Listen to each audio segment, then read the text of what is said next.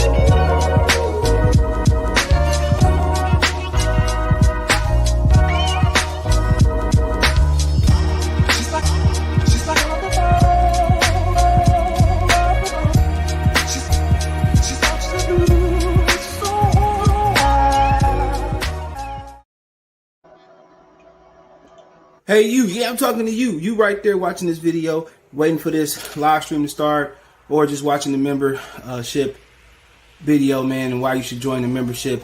Let's talk about it real quick, expeditiously. We got the 3 levels. You got the rookie level, you got loyalty badges, you got custom emoji badges, and you have members on the live stream. As we get more people flowing in to join the membership, I have members only live chat. That means everybody can see the video that want to see the video, but only members will be able to chat. That's $3. That's a rookie. The All-Star, you get personal shout-outs before the videos, maybe after the video, mostly likely before the videos. You give a priority to reply in the chat. So as soon as I see you, I reply before anybody else.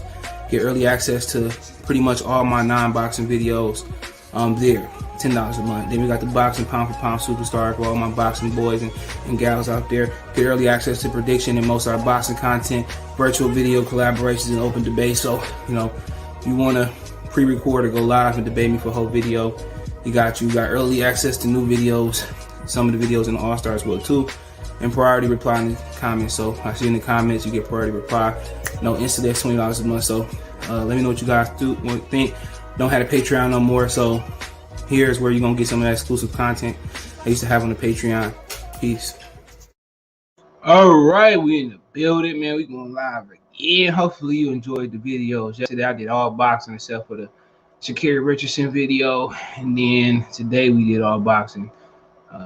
Early this morning we had Flame on 24. Henry, we came through. Battle Rifle couldn't jump on. So if you missed the video this morning, go ahead and leave this, check that out, or stay here and check that out. We had a good video in the morning after the fight, man. So we're pretty much not gonna really stick on the fight per se right now. We're gonna be talking about everything that happened after the fight for the most part. So if you want to know my immediate reaction, go check out my video from yesterday. I'm about to rename it now. Ugas, I'm gonna say Dennis Ugas. All right, I meant to update this shit this morning. I ain't wake up till like 1 o'clock. Damn near.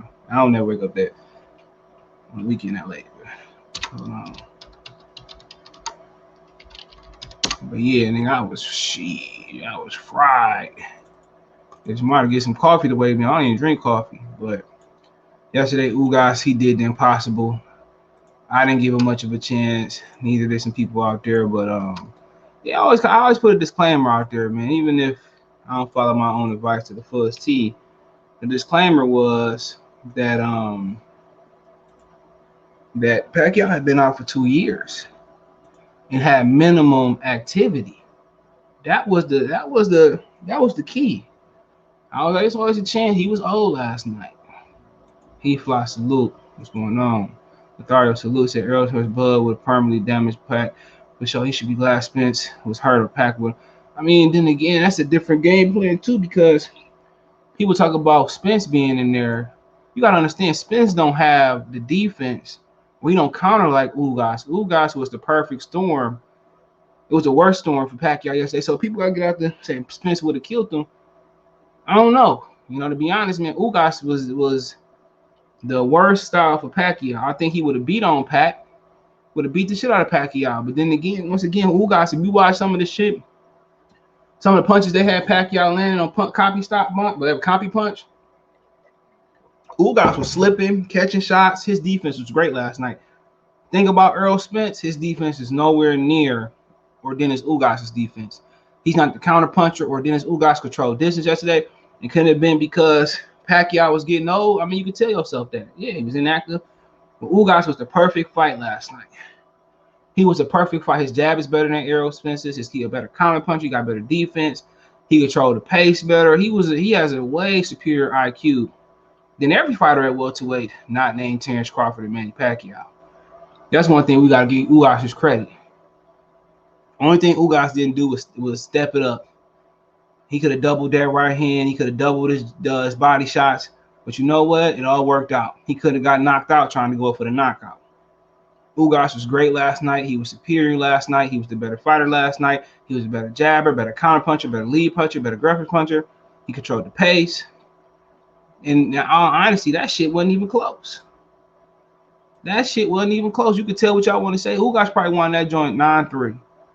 And because if you go back and watch the fight, a lot of motherfuckers didn't watch the fight. They always listen to the commentary. If you go back and watch that fight, Pacquiao missed a tremendous amount of punches. I'm going to say he missed like 80-85% of his punches going in that fight. Pacquiao was very inaccurate. And he always is inaccurate. Pacquiao just throw a whole bunch of show punches. And then you get behind because the crowd going, ooh, my kinfolk, Kai Shine's voice. And they just give him credit. Pacquiao, he win because they be scoring for aggression. That's what they score boxing on. They don't score boxing on effective boxing no more. Effective control of the pace, effective jab. Ooh, let's be real. Rigondeaux won last night, but that nigga was boring as hell. So I'm not gonna cry about it. I'm not gonna complain about it. But to be honest, we all know Rigondeaux won that fight last weekend.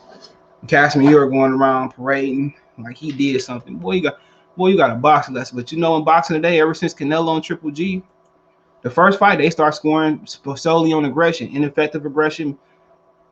So boxing, man, when I used to watch boxing as a kid, man, it's always been bad decisions. But boy, these motherfuckers can't box no more. You got a handful of guys who can box, like Tyson Fury, Terrence Crawford.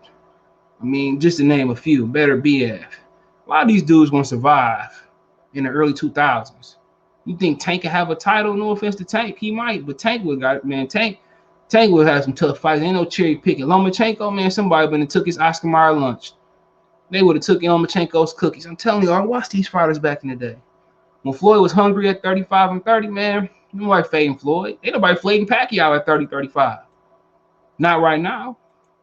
Shakur Stevenson, man, I like Shakur Stevenson, but nigga, a lot of these like junior, these featherweights, and man, I've always been a fan of the lighter weight class. A lot of these welterweights, 140 pounders, motherfuckers been in trouble. Even in the era where, and I'll get to the title, man, in the era where Floyd Mayweather kind of, retired. Clottey probably be a world champion right now. Clottey talent level is just like Errol Spence's. You know what I'm saying? Remember, he fought at prime Pacquiao, and he said he laid down. Emmanuel Stewart gave him credit for one of those rounds. You're talking about guys like Paul Williams and Kermit Cintron, Carlos Katana, and Nate Prime. Remember Carlos Katana, he beat Paul Williams. Who else you had back then? Zab Judah would give some motherfuckers some problems. Shane Mosley, even at that time, gave you some problems. Miguel Cotto, probably. Only guy that probably fade Cotto at that time is probably Crawford. Crawford, Spence. Sean Porter would be a good fight, too. So, I mean, I'm telling you, back in the day, man, welterweight was cracking, man. You had, man, Katana, 140 pounds. You had Ricky Hatton. He'd been too small for a guy like Spence. Juan Urango, Devin Alexander. That was one of my favorite divisions of all time. Juan Urango, Devin Alexander, Timothy Bradley, Victor Ortiz, Vivian Harris. Who else you had there? Madonna, Kotelnik, Matisse was pretty young, man. That division, man, top to bottom, in my lifetime, that's probably the most depth and talented in the division. I missed some motherfuckers too. Amir Khan, Zab kind of came back down there. Who the fuck else was there? And they Lamont Peterson, and they fought each other, bro. Like literally, Lamont fought Tim Bradley. Tim Bradley fought Devin.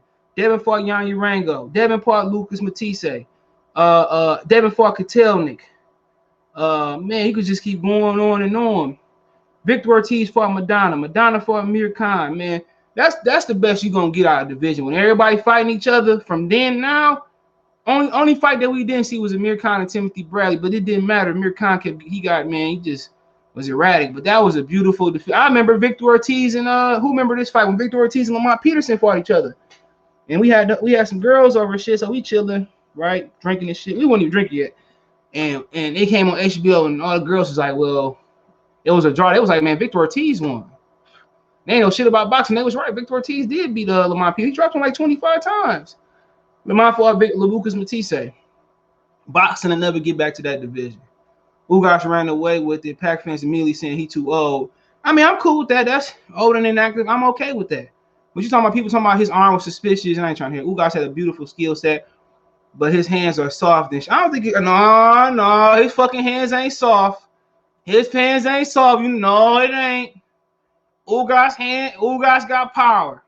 Don't even play that shit. If Ugas didn't have no power, Pacquiao would have walked right through him. Ugas got power. Ugas ain't got like one. None of these niggas got one punch power, but Pacquiao and Crawford, and maybe Jerron Ennis in the future and Virgil Ortiz. It ain't a lot. It's a shortage of big punchers, one shot punchers, and it's always been. Back in the day, you had Shavers, Norton, George Foreman. It ain't never been a large amount. You had McLennan, Gerald McLennan. Shout out to him and his family. Hope he will. He can say, well, Julian Jackson. I mean, it's been a shortage of one knockout punchers. They're rare. Sometimes you might have a good one, might have Matisse, Madonna. You might have a couple of them at a time, but just to have a whole era of knockout punchers, one punch, it doesn't exist. Not too often. So when you're talking about he ain't got no power, if he had no power, Pac-Man just would have kept running in. You can't say that Ugas can crack. If he couldn't crack, Pacquiao would have took more chance. So you can't say that, bro. Talking about he was hurting Pacquiao. Look, you talking about he can't punch. I want to show you something, man. You don't want me to sound like Nate. Well, let him hit you. And I've been in a few street fights. Shit. I've been in plenty. Just have I started some? I haven't really started too many fights. I ain't started too many fights, bro. Rarely, man. I ain't started too many fights. Niggas always man. I ain't started too many fights. I wasn't really a fight starter. Maybe it's here and there I can't think of. But I wasn't no fucking fight starter, bro. Niggas just always hating for some reason. But please believe me, nigga. I can fight. And some niggas be talking about, man, they been in a street fight, man. Man, niggas ain't been in no street. I can tell. Niggas ain't been in no street fight.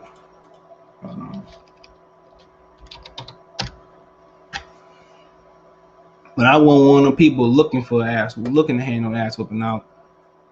Like, nigga, I'm trying to find a picture of this nigga without him getting after the fight. I can't get no good picture, bro, but hold on, man. I got a couple of them. Yeah, shit. Nigga, so look, talking about he ain't got his ass whooped. Hold on. Look at that nigga face, bro. Look at this shit, man. Talking about Ugas can't punch. Man, how many times you see Pacquiao put some glasses on after a fight? That nigga got Willie Lump. Only way Rigo win a fight, a higher 6 tiers if you call your own guy. Yeah, he got the ability. People are pressed by a blood comment. We get there. I mean, he said, what up, Dre? He said, big name and say, Neiman say, remember that Mildred Taylor, Buddy McGirt fight? Yeah, that was another good one, man. It had been a minute time, but people think Mildred Taylor didn't do shit after his career. He won a title after that Julio Cesar Chavez shit. Devin, Tim Ortiz, Con, and Berto. Yeah. Well, no, Berto wasn't there. Berto wasn't never a 140-pounder. Berto was a 147-pounder. Berto wasn't there, man. It was Bradley. I think Vivian Ayers might have been there. Victor Ortiz, Lamont Peterson, Lucas Matisse, Kotelnik, Urango, Madonna. It was quite a few motherfuckers there, man. I'm pretty sure I'm forgetting somebody. I'm forgetting a few people. But yeah, that division was top 15 deep. Bro, why they giving Pac passes for excuses? Always do. He don't need no excuse. You think 40-something years old. What's good if I'm telling him Ugas ain't nothing to play with? Ugas ain't nothing to Wu-Tang. Yeah, you right. He was definitely hurting Pac with the stronger and the clinch. Yeah, look at Pacquiao face. You won't leave me alone. He got me bleeding, bleeding. That nigga, man, all my life I had to fight. How many times I've seen Pacquiao with the fucking glasses on after the fight? What's going on, Kobe? That nigga all my life, I mean, and he 42. Wait, what y'all expect? And then on top of that, man, he didn't. He was off for 25 months. This should be expected. This ain't no damn indictment on his career. I'm not deducting Pacquiao. Pacquiao tried to fight Spence, something that Floyd ain't never did. Floyd ain't one trying to fight these young killers. Never. He wasn't trying to fight nobody with melanin in the skin. You know. But congrats to Pacquiao. I mean, he still didn't quit on his stool. He still didn't go out like a punk. But this will happen when you inactive and 42 years old, about to be 43. This is common. You might can get away with fighting once a year, but for once every 2 years, he tests his limitations. Had he came back and fought an Abel Ramos or fought free on YouTube or some shit like that, or had he fought like a motherfucker Alexis Rocha in a Stay Busy fight or a Michael Fox or somebody that he can beat and to wake up his twitch muscles. Yeah, I mean, you can't wake up fast twitch muscles at 42 every 2 years. Yeah, it doesn't. He said, I don't think loss affects his mental health. No, he didn't go in there and just get beat on like the Spence would just consistently beat on his ass. This is, man, come on. Ugas was a Cuban, a Cuban amateur. Ugas showed that he could take a punch. Ugas showed that he's strong. Ugas probably top 3 strongest welterweights. Him, Spence, and Crawford in the vacuum. Anybody that bullied Sean Porter across the ring, man, he fought the worst possible opponent. Had they put Keith in that bitch, and I bet that fight would have been close again. Only another fight that probably kind of would have been, iffy is Sean Porter, because him and Sean Porter, he used to spar each other. Sean Porter was his cheap sparring partner. So that's the only ones. But Ugas, I think, was the worst one out of everybody, just from a stylistic. Other than Spence and Crawford, he was where we know what Crawford would have did. Crawford go for kills, but Ugas was disciplined. Ugas moved his hands way more than Sean Porter. If I don't care what the punch dad said, Ugas, man, you got to give him credit last night, man. He did his thing. Would it be surprising? And he got a rematch clause. We'll start. He said we're gonna talk about what's next for Pacquiao, Ugas, Crawford, Cyberbully, and Errol Spence. So we talk about that. So maybe hit the like button, ho. Respect for Ugas. Yeah, he's a real champion. I think he became a real champion in everybody's eyes last night, man. And like I said before, whenever you see Manny Pacquiao put the shades on, I feel like John Wick with a stick. I feel like John Wick with a stick on my 21 Savage voice. You ain't never heard that song by him and Meek Mill, Pay You Back. It's one of the hardest shit Meek Mill got. Yeah, go ahead and leave and listen to it, man. It's one of the hardest shit. It was on his what was the name of that damn album? I forgot. The one he dropped, the last one he dropped. I forgot the name of that bitch. That shit. I played that album out. I played that shit. I forgot the nigga last album was. What was the name of that bitch? Whatever it was. What's good, bro? Yeah, what's that last Meek Mill album he dropped? I forgot the name of that bitch. Dreams. No, it wasn't shit with Dreams, was it? I'm gonna tell you right now. Hold on. Nah, it was championships. Yeah, that's what it was. That's what it was. Championship. That shit had the I almost fell in love with a thotty. Hey, nigga, that wasn't even one of the songs I listened to. Nigga, Trauma. He had that joint Pay You Back for 21. So that was one of the hardest shits on that bitch. I'm not gonna lie to y'all. Since y'all know, I like mine a little wild. My joint's a little wild and freaky. That Meek and Cardi had. You know what I mean? I never listened to. Look. I had that CD before they dropped that. I never listened to that song, bro. Nah, every other song I ain't hear that song until I heard on the radio. But nigga, that whole CD was fire though. That's damn near a classic. I don't know if yeah. For today, it's definitely a classic, bro. Today, what's good, CJ? What's good, baby? What you thought about last night, man? Your boy Ugas. You said Ugas had no chance.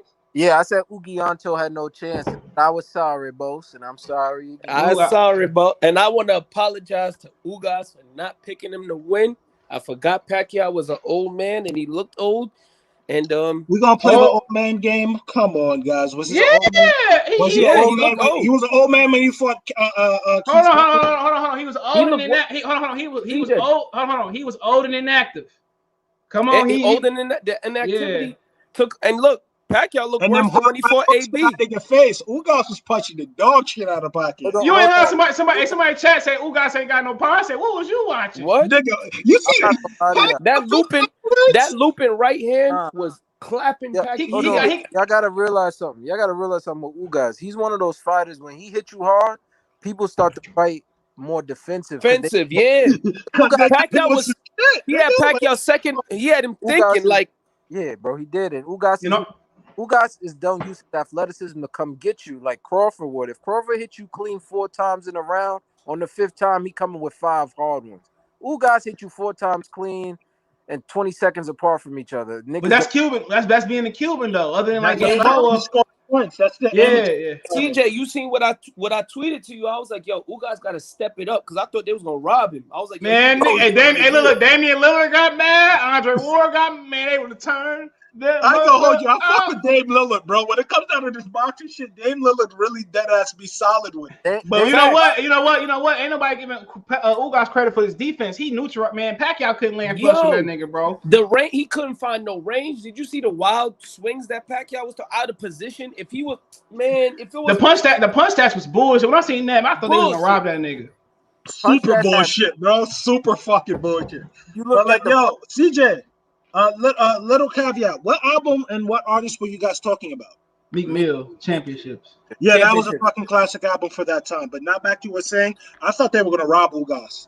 Ugas was landing that right hook all fucking night. It was double jab, right hook, and he would sometimes throw a straight right hand down the pipe, but yo, that right hook was mean, nigga. Like, he started throwing that bitch to the middle of the fight, bro. He hit Pacquiao with the right hook, and then he touched the body every now and again. He had Pacquiao off balance. This was the worst possible obstacle for him. So the thing with Ugas is not trying to come finish you. He's not trying to come do nothing dramatic. That's why people think he ain't hitting hard. Like, nah, he hit hard. Perella. When he had Brian Perella hurt, he got him the fuck up out of it. And your boy Ray Robinson. Knockouts and 27 wins. It's like, oh damn, you don't hit hard. Nah, Ugas don't finish. That is true.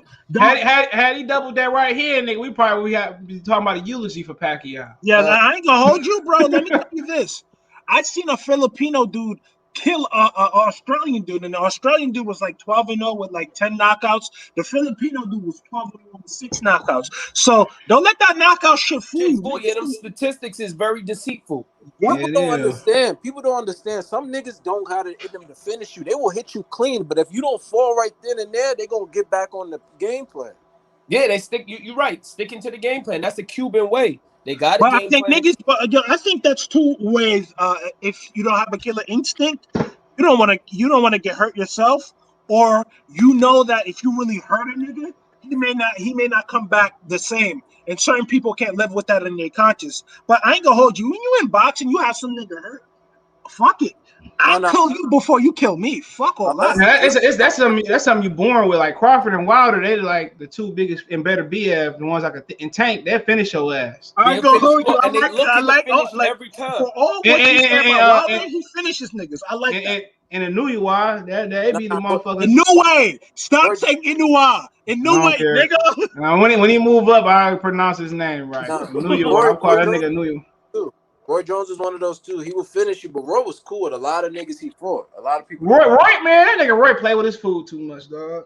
Roy was more safety first. Safety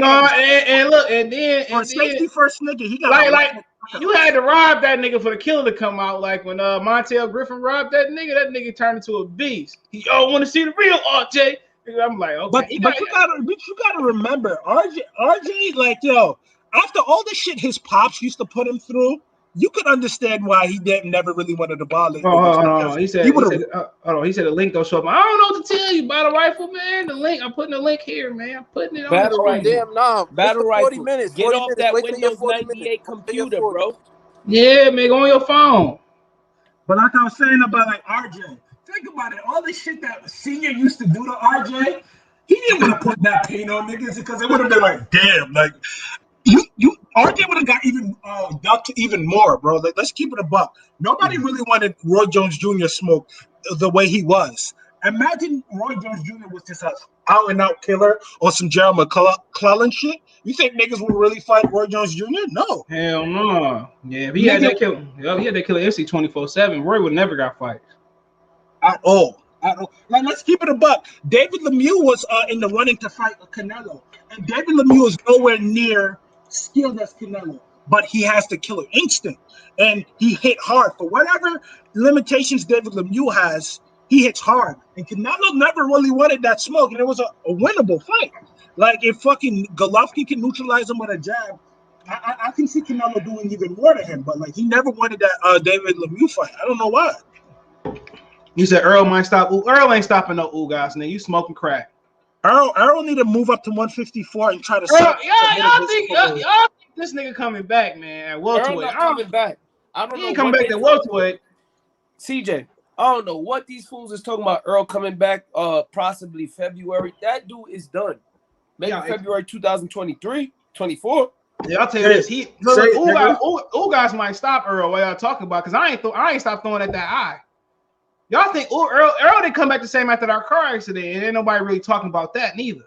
Yeah, let's keep it a buck. Like, I thought Danny Garcia was gonna hit Earl with too many left hooks, and that's gonna be the end of his career.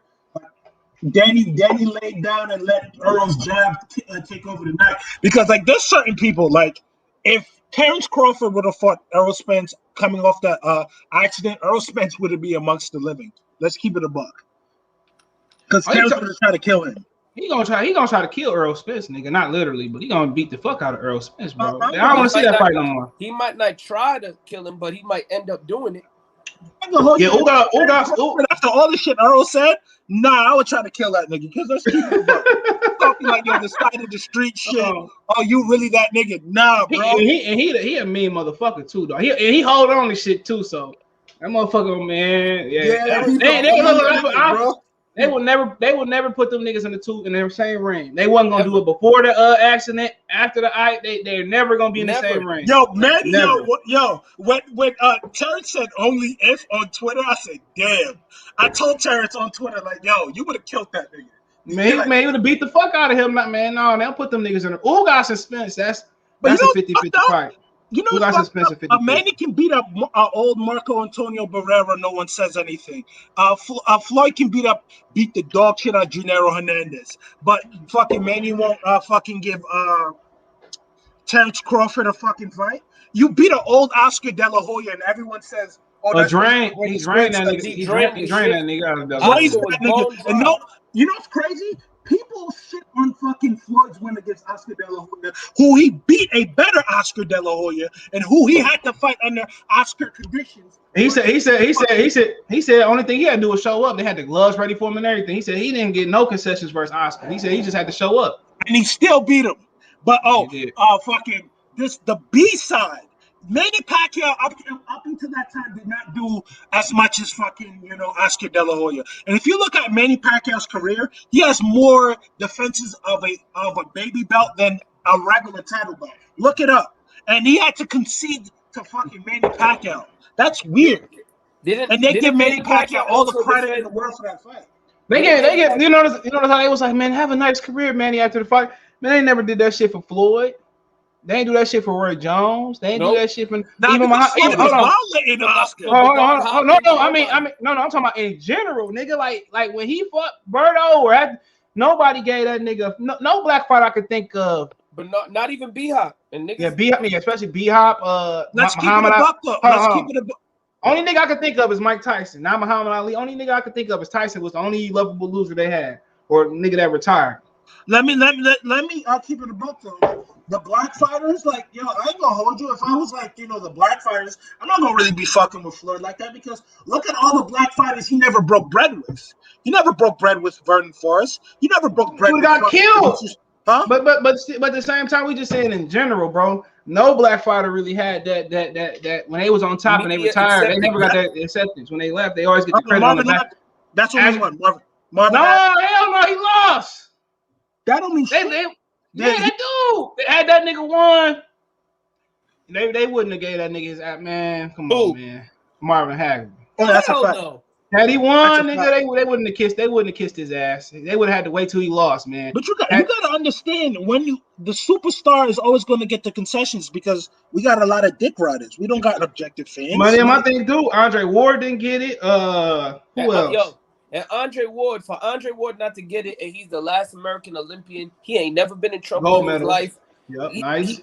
He's the nicest guy. He said a cuss word. He's a family man, Christian, all of that, and he don't get no concession. I'm trying to think about who can I think any other than Mike Tyson. I can't really think of nobody. Nobody, bro. They don't like us. So what? Think of what? Only because he came back. That's why that nigga came back kicking ass. But George Foreman to be on that list. George Foreman, you gotta remember, George Foreman was a very scary guy to white people. Like, if you watch that interview when he said, when the white interviewee said, "Oh, do you think you're gonna lose to Muhammad Ali?" You know when he said, "I beg your pardon." Do you think you're gonna lose to Muhammad Ali? I beg your pardon. That dude put fear in people's hearts, bro. Yeah, and then he came back a nicer person. He came back nice, jolly green giant. He was a jolly that good white Jesus. That good white Jesus. Yeah, they humbled his ass. Mm-hmm.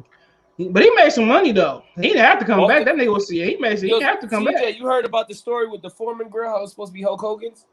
Yeah, I don't care, man. He racist, so I'm good. Last night he was crying about being old. Cool. He always got excuses. I'm okay with him. He was old and inactive. That's okay.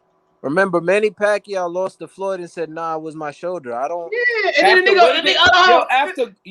after the bell rang, my man climbed on the turnbuckle and waved both of his hands in the air to the crowd. And then last night he gonna put his hands up. I said, man, put your motherfucking hands down. Early the whole year and a half. Clearly lost. And then if Earl come back, man, let's talk about Earl Ugas. If he come back early, man, it's gonna be excuses. All y'all keep making excuses for him, bro. He drunk driving. Excuses. Go ahead. Yo, CJ, I'm gonna let you talk. Do you think after that I'm gonna say something? Go ahead, Kobe. See, they was making excuses for Earl when he kind of I don't know if I didn't consider it an underperformance, but his performance with Danny, they was like, and see, Earl came back and he wasn't even his full self, and still Danny wasn't enough for him, as if Danny ever did anything at the 147 limit against a real welterweight. He did win every round in that fight. He won every round. So they was like, oh, so imagine if he had never gotten into a car accident. They got the built-in excuse for this guy already. So imagine if he fought Manny and didn't knock him out,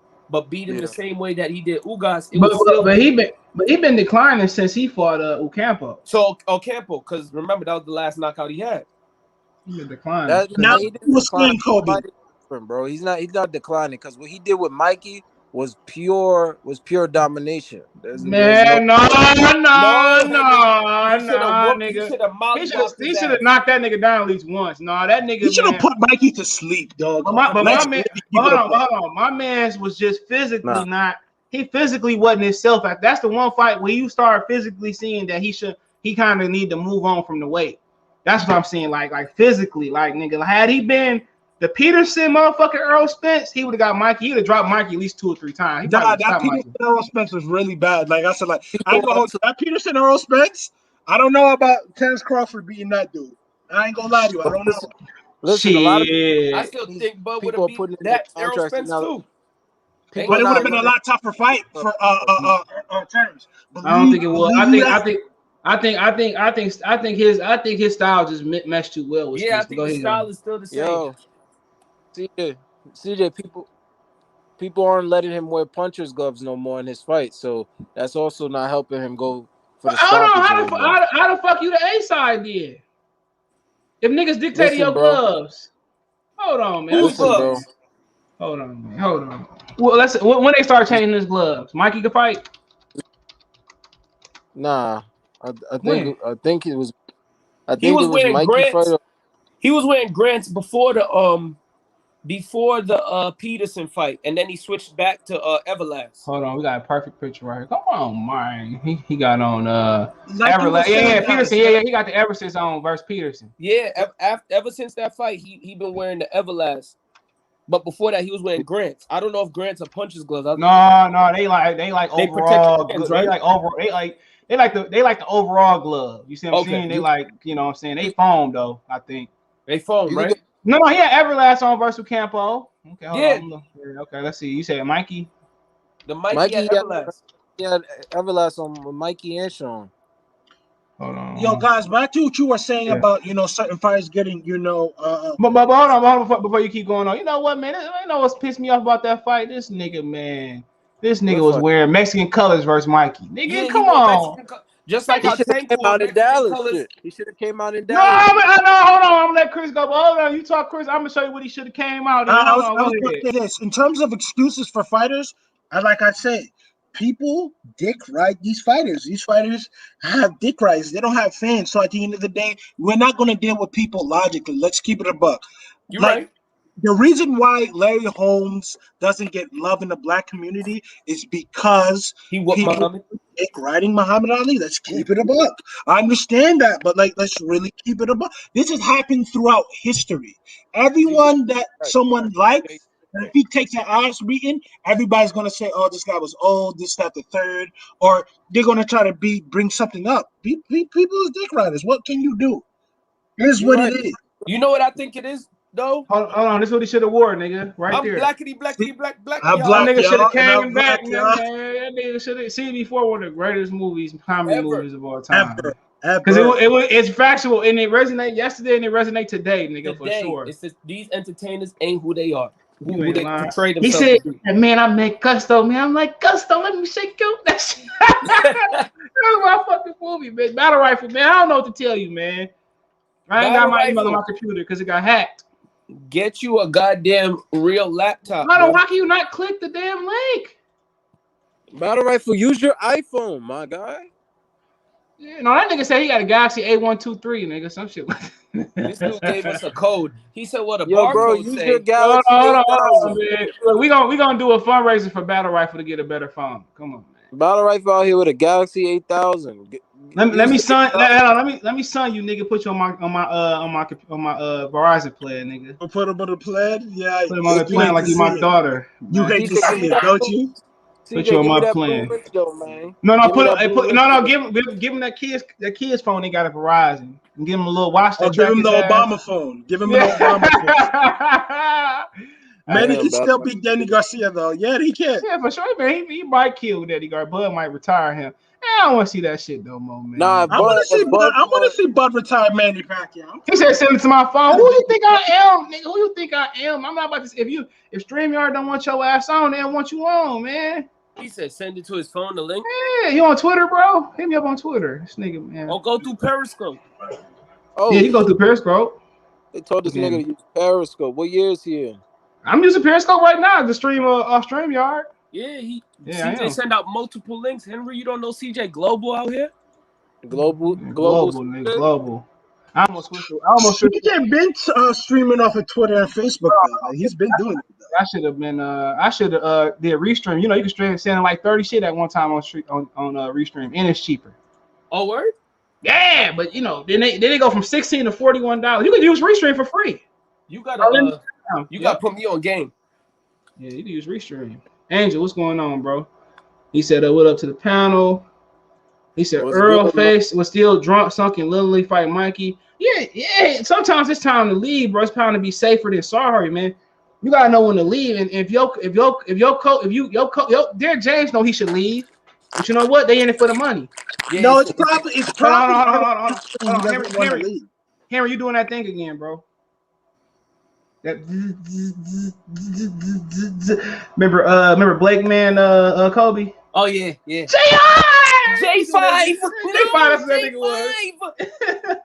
Every time Stacey Dash would kiss him, he just David Allen Grimm was like, "This motherfucker here, he can stand his ass, man." David Allen Grimm, man. David Allen Gray is super underrated too. Yeah, I was just about to say that shit. I was about to say that shit, but he didn't get his credit. Him and Tommy Davidson was on the he was on the Ghetto Boys Reloaded talking about. I didn't know his life was that tough, bro. You seen the clip where he was like that? He realized he was black when he got jumped. Yeah, and he said, "Man, go on Comedy Hype, right? Yeah, on Comedy Hype. Yep. Yeah, that shit was wild. There's some niggas I can't. Some niggas I can't blame for being with a white wife. Some niggas jump me, nigga. I ain't being with no black woman. And he said, I think it said he got hot, then he said he dating different. Who said that? Nobody, man. You coming in at the wrong time. Let me send this shit to Battle Rifle, bitch ass. Battle Rifle. Why you wait, CJ? Before you send it, do you really want Battle Rifle coming on here talking about the stars, the moon, the quake? Man, that nigga should have came on last night with his. He did try to come on last night. Hold on, bro. It's only right. CJ send him, and it's 40 minutes in, man. Oh yeah, you're right. This nigga man will never let that go. We gonna be old as fuck on this. Oh, you remember when Battle Rifle was 2020? We not, because he deserves it. He deserves it. Earl face was sunken in literally. Okay, read that one. And my brother, hold on. Back to what he was saying about Earl in Making Weight. He said, Blu-ray said my brother wouldn't have had iron. He would have retired Pacquiao.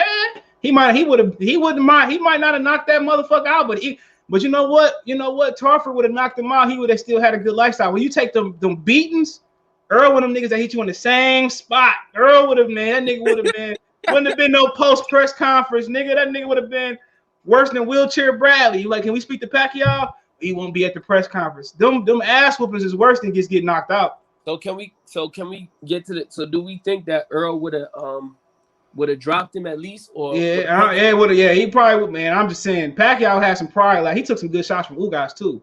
He had some pride last time. I don't think Pacquiao was gonna get knocked out. But the thing with Pacquiao versus Ugas compared to Errol, when Errol hit you clean and you don't throw nothing back, he coming back. Ugas, yeah, at least with a jab. Ugas is resetting a lot. Ugas gonna reset, take a deep breath to set you up again. Errol gonna say, "Fuck the breath. I'm gonna breathe as I hit on you." But the thing about it is, like, he ain't really a finisher like that no more. So he probably would have just beat the fuck out of Pacquiao for 12 rounds, and Pacquiao would have. He tried to finish Danny. Danny was still strong. But the thing, because Danny didn't throw shit for 12 rounds, for 8 rounds. Of course, you fresh. Nah. You sitting that bitch doing this all night. Danny was just taking punishment. Look, this man Danny. Hold on, CJ. Danny fought the first 3 rounds. Danny fought the first 3 rounds, took from 4 to 8 off, and then got hot.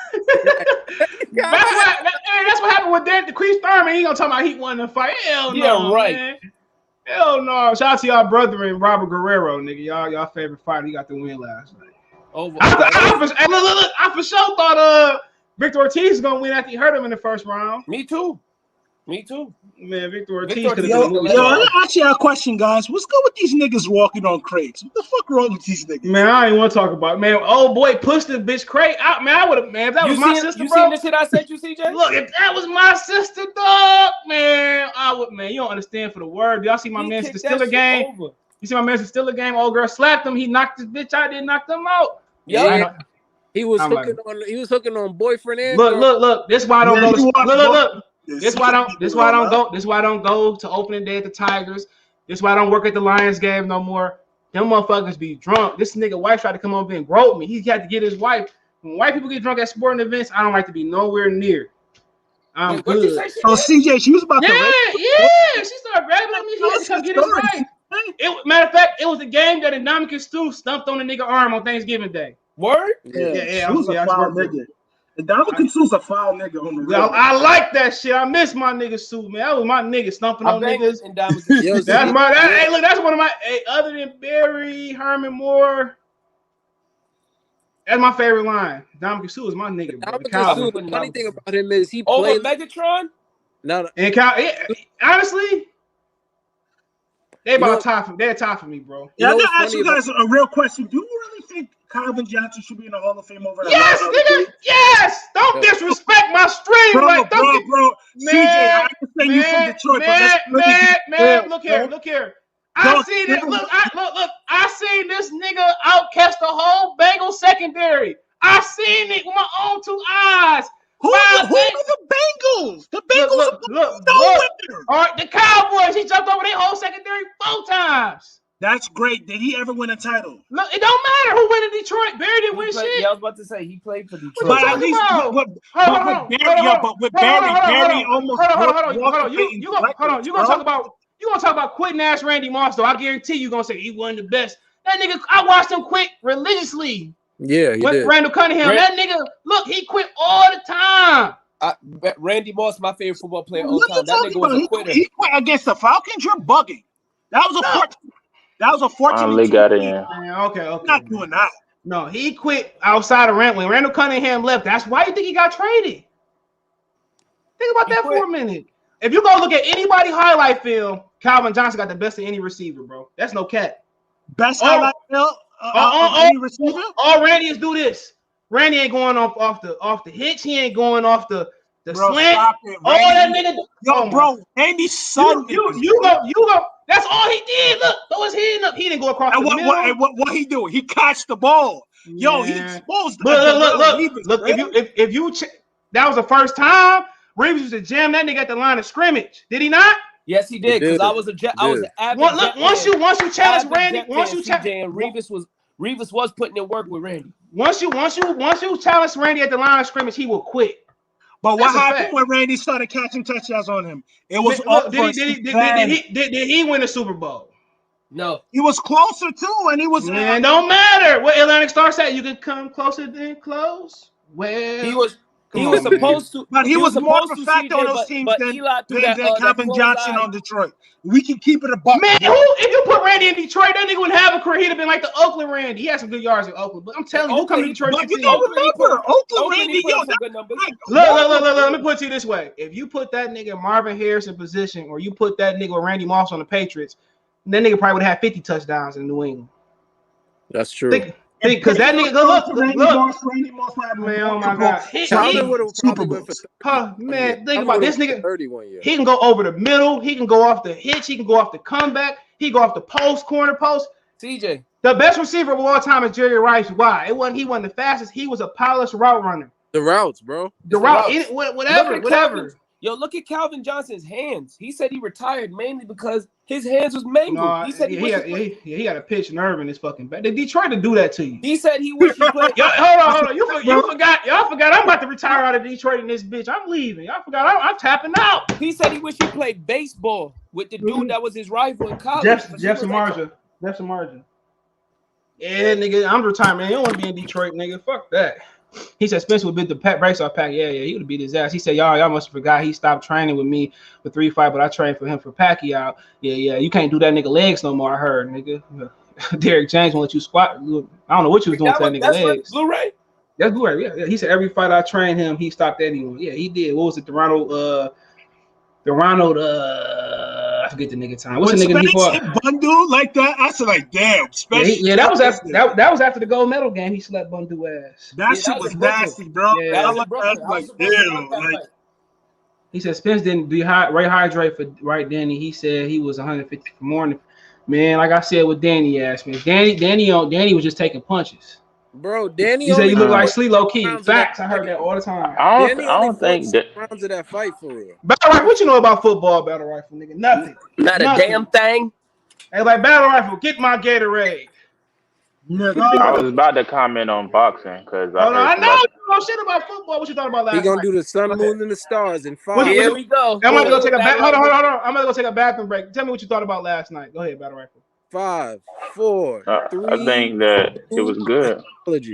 Little mama, show me how you do it. That's nice match. Go ahead, Battle Rifle. My bad, bro. Go ahead. I think it was a nice match because honestly, like I don't think it was so much that we just seen a whole bunch of wear and tear of Pacquiao. He got a lot of flaws that he just never really fixed. That's it. No sun, no moon, no astrology. No crying of your boy Pacquiao because you picked him to be Spence. No astrology. No, not today. No, be yourself, man. We just talking shit. Right, you cried before you got on the stream today. I know. Yeah, you like never would have. You don't sound too enthused, my brother. Man, your boy Spence would have beat that ass out the frame. Battle Rifle was in the crib crying in front of a Pacquiao poster. You ain't lying. Yo, Ugas punched the shit out that nigga bad times, bro. Like, yeah, I'm really watching that looping shit. right hand. Yo, hey, look. You know something about that shit too? Is Pacquiao got one of them Lubin shaped heads. Like how Lubin just be getting clipped on the awkward side of his head. Yeah, he just can't defend that shit, dog. Some niggas But head. all you heard was this. Duke. Just like, damn. Yeah. Nigga, get out the listen, way. Like, y'all if knew I that was nigga fighting was... yo, my nigga, if you get hit with one of them shits again, I'm stopping the fight, my nigga. You look crazy out there, B. That nigga put the shades on, bro, like Johnny Cage. Hold on, yeah, man. the 12th round, my nigga, Manny was getting his food fed to that nigga. That's like, damn, my nigga. That shows you that's a tough nigga, bro, because let's keep it a buck. Marquez put that nigga in the dirt, bro. And look, no nigga in the dirt. No nigga seen that shit. No nigga seen that shit coming. When they was watching the fight, I ain't gonna hold you, bro. Right hand to God, I ain't gonna lie to you. I just said on some joking shit to my man. His name is Ronnie Lazo. I was in the boxing gym one day. I said, like, yo, watch Marquez slump this nigga in the 6th round.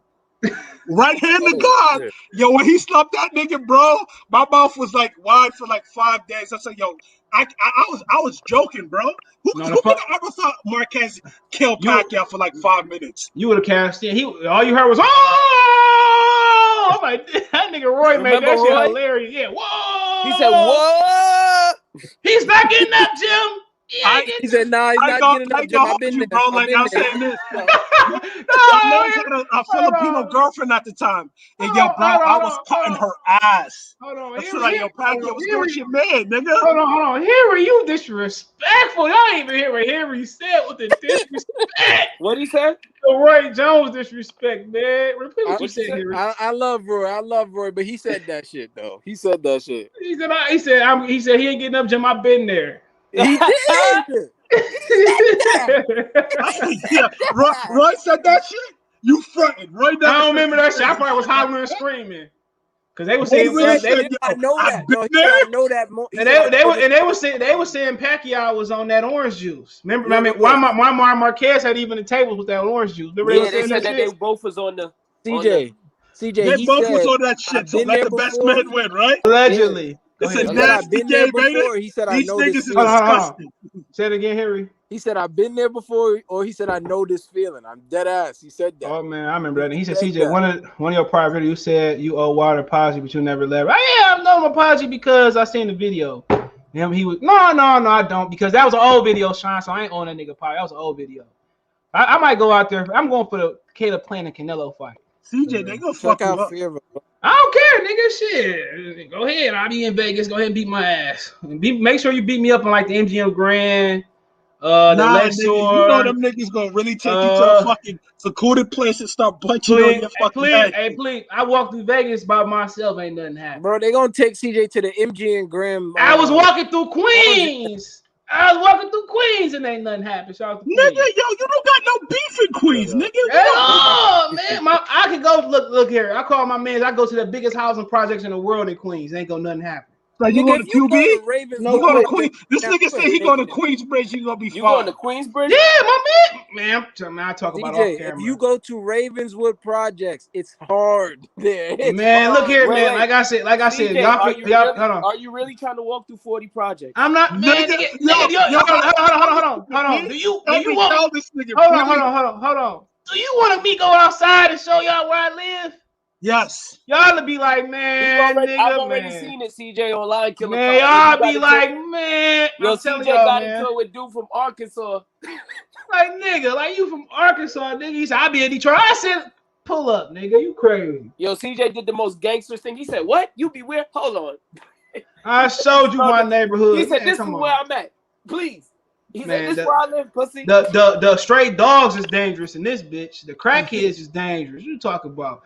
Hell yeah, I go to Queensbridge. My man say you can't get in without me. If you go there by yourself, they not gonna let you in. Yeah. I told y'all I got roots in the in New York. My mom's from the Bronx. I think my Your mom's from the Bronx? What no cap. South Bronx? I forgot. I gotta ask. I forget. But her uncle moved to before he moved here a couple years. He was staying in Queens. Okay. Yep. Yeah, I told y'all that my family migrated from New York City. Yeah, man. I got a couple niggas in New York City, man. So yeah, I ain't looking for no trouble with the gun and no shit. Like, nigga, where Ghostface Killer at? Nah, no shit like that. No, nigga, no. I'm going all that. Chill. Yeah, I've been to the projects and motherfucking. I've been to the hood in Atlanta. I've been to the hood in Montgomery. What's the worst project you've ever been in? Like on some shit, like, yo, I did not feel. I don't feel safe. Maybe not a project, but when I go to the east side of Detroit, nigga, I feel like that. Nigga, I don't fuck with the east side, nigga. Shit, no offense to y'all, nigga. Yo, CJ, what part of Detroit is the number street on? Number streets. Oh, I went to school number. That's on the west side, bro. That's like a mile and a half. We used to walk from there, from Grand River all the way to Woodward. So that's like a mile off from the east side because Woodward split Detroit west and east. Some dumb niggas think it's John R, but it's Woodward. So yeah, that's like I grew up to number streets. You got Zone 8, you had the number street, then you had Vinewood, you got Dexter, you got NFL niggas from Linwood. Yeah, hell yeah. My uncle still live over there, bro. Okay. Yeah, man, niggas used to get jumped after school, nigga. I swear to God, I see niggas get jumped. Man, nigga, I see a nigga run from McKenzie all the way to Northwestern. He got his ass beat because the gas station nigga put him out. I'm telling you, gas station shit, dude. I see a nigga try to save a girl that didn't like him. CJ, the mic. CJ, your mic, CJ. You probably hear me on this bitch. No, you. It's you, bro. It's you, soldier boy. It's you. You, nigga. Yo, that's just getting that ass annoying, bro. What the fuck? Oh, nah, that frequency crazy. Yeah, it is, man. They trying to brainwash us, man. He gonna bounce back like Cook Crack. He gonna come right back in. Yeah, he gonna bounce back in. Yo, what's crazy is we got this hurricane supposedly, and that shit busting right now. To be honest. What you mean? I see that hurricane hitting hard where I'm at, man. No, well, I'm out in Long Island. This shit ain't. It's clear. Yeah, what part of Long Island? I'm in Freeport. I'm in Central Islip. Oh shit! Hold on. Y'all talk about projects. I've been in the hood in Dallas too. Back in the 90s, yeah. In the 90s, I was still in the Killeen and we went to Dallas. You seen your boy EJ? You seen your boy EJ? No, this nigga, it's like 98, nigga. 97. EJ from Brentwood, bro. When they was about to say when they about to say the 99 and the 2000s, when they was about to say that, yeah, all my people say one of my people said Houston. Yo, them Carlio Project niggas is nuts, bro. Them niggas from New Orleans are out of their fucking mind, nigga. And they migrated to Detroit, nigga, after the Hurricane Katrina. BG was in my neighborhood. I feel sorry for you niggas. You got BG had his Hummer in my neighborhood. You see BG all the time, nigga. BG. Yeah, I feel sorry for you, CJ. You survived. I'm so proud of you. Oh, nigga, yeah, man. You just steady yourself and keep your head down, nigga. It ain't shit. You'll survive anywhere. That's a fact. Hell yeah, nigga. I ain't selling no dope and no guns and no shit like that. We fuck around, see CJ that asked me the biggest arms dealer. Like, God damn, CJ, hell no. CJ ain't I don't fuck with that shit, nigga. You see the end result. Yo, CJ, you heavily entrenched in the streets. What you talking about, nigga? No, you are the streets, nigga. No, I might catch a stray dog every now and again and keep it. Why you catching stray dogs, nigga? I always do catch stray. I call it Chihuahua. I gave it to the I took it to the pound, nigga. You always catch stray dogs. Oh, you a good nigga, CJ. You a good nigga, man. Yeah, man. You sound like fucking. You sound like that nigga from the LDPC. I'm like my dream is to get me a farm and crop some shit and get some rescue dogs. That's all I want to do, nigga. That's it. Get you an African Mastiff to protect it too. Oh, you ain't lying, man. Stray dogs crazy as fuck too. You don't need to protect them niggas to go against anybody. That don't mean that they won't get killed, nigga. The fuck? No matter. I'm gonna have like 20 of them bitches, and nobody dare come to my fucking yard. DJ gonna have an army of stray dogs, and then Miles and Mason gonna be the only ones in the crib. Oh yeah, for sure. Facts, nigga. What you talking about? I'm gonna give a whole kennel, nigga. Hell yeah, them uppity niggas in the crib. Yo, CJ, when's the next meaningful boxing event coming on, bro? Before we continue, we got your boy Nello. No, Oscar De La Hoya beat Wilder. No, Oscar De La Hoya beat Belfort. Vito gonna slump Oscar in the hands. Then you got Oscar beat Belfort. A week later, they got Fulton and Brandon Figueroa. They fighting at Fulton beating Brandon Figueroa by decision. They fighting at the Park MG in Vegas. When's Fulton's last knockout? I'm not saying he's knocking this nigga out because Brandon Figueroa is just a big ass nigga like his brother. Like, if you talking about weight bullies, that is a weight bully for real, for real. Facts. He said, "Oh no, my bad. Your favorite fighter, Henry, Jake Paul versus Tyron Woodley." Fuck you. Yeah, Fuck you. man. So Tyron Woodley, Jake Paul. That's I ain't next gonna hold week, you. right? If Tyron Woodley loses to Jake Paul, Hold on. Jake Paul, Tyron Woodley, then Mauricio Lara, who knocked out Josh Warrington, they rematching. Katie Taylor fighting Jennifer Hahn on that card. That's September 4th. Valdez versus Robertson, Casasico. I heard Casasico. Conceição. There you go, motherfucker. I need New York niggas to pronounce shit. But that's on Friday, September 10th. Then Oscar De La Hoya and Vita Belfort. Anderson Silva versus Tito Ortiz is on there. And David Hay is actually coming back then the following week. It's Poland and Figueroa. Yes, he's on the undercard. Then you got Canelo. No, Canelo's not fighting that day. We have Fury and Wilder. So Rudolph versus Erkin Tepper. Hold on. So the big fights is this weekend with Tyron Woodley and Jake Paul. Y'all niggas line up and watch it. I got Jake in the 3rd second of the fight. Jake in the 3rd second. Jake might knock him out in the first round. Then Oscar De La Hoya. Then that's this weekend. Hold on, August 29th. That's this weekend. I'll probably be out and about. Then September 11th, it's De La Hoya taking on Vita Belfort. And then it's Deontay Wilder and Tyson Fury. Bro, it's about to be 20 years, bro. 20 years. September 11th. So, nigga, look, man, I don't want to talk about that on here, but nigga, I remember that day vividly. And remember when I was going to school out in Inkster at the time, and we had to go through the largest Arab city in America. Like, nigga, you remember that shit on what's that Ice Cube movie? Straight Outta Compton. You know how they was seeing the riots? Yeah. Well, that's how that shit was, nigga. Like, think about it, man. All the crazy people that was blaming them for the plane crash. That shit was the scariest riot. Come on, you talking about the scariest shit that I ever seen? That's the scariest shit I ever seen. They cut school early, and we driving through on Michigan Avenue through the highest Arab population. That shit was bananas. That's the scariest shit I ever felt before. I know niggas was popping on any Arab they saw. Niggas was getting it. Man, that shit was scary as fuck, nigga. That's the scariest shit I ever been through. Wow, yo, bro, man. I was like 5 years old, bro. Like, I'm a young nigga, so like. Damn, nigga, I was like 5. Nigga, I was like in the 8th grade. I was in the 8th grade. I was 6, bro. And my mom, I was 6 or 7, bro. Like my mom was in. My mom was from New York. She was crying. She left work and all types of shit. That shit was scary. We was calling family members and shit. My mom set up some shit like, yo, I'm here to get my kids, and it's not fucking negotiable. Yeah, them niggas shot us. They put us on the school bus. We was in econ business or econ class. It might have been the same shit. You know what's crazy? How you get to leave school early? You live in Detroit, but I had to finish school that whole day. Bro, I finished. Hold on. He didn't hear me. We was right next to the largest Arab city in America. We had to drive through there. What you talking about? I understand that shit, but let me tell you something. The plane crashed in the state that I live. Oh yeah, facts. That did happen. The plane crashed. But Kobe, you talk. CJ, the plane crashed 45 minutes from my crib. I still finished elementary school. That's why y'all elementary. Look. No, I did. No, that's and they was showing a video of that shit. That shit was so like unreal, bro. Watching CJ, you don't understand. I had a teacher. I'll never forget because I went to school late that day. As soon as I sat down, I probably was in class for like 15 minutes. I seen a teacher walk in there crying, and the teacher that I had was friends with that teacher. She was like, "What's going on?" She turned the TV on and just switched it to just a random channel.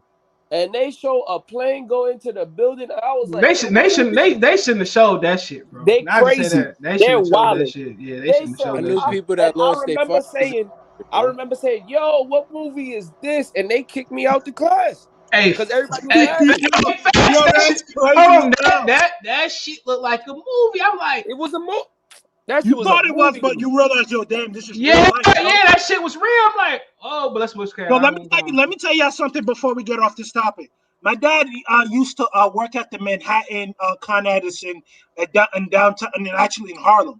And a couple months after that, a couple months prior to fucking September 11th, he had moved to Astoria to work there. He said like, yo, if they didn't move me, I would have been in the thick of things. I was like, oh shit. That shit wild. He said y'all made me feel old. I was in high school in the 10th grade. He was a couple years older than me. I remember that. Like, yeah. That's one of them shits you'll never forget. When that shit happened when Michael Jackson died.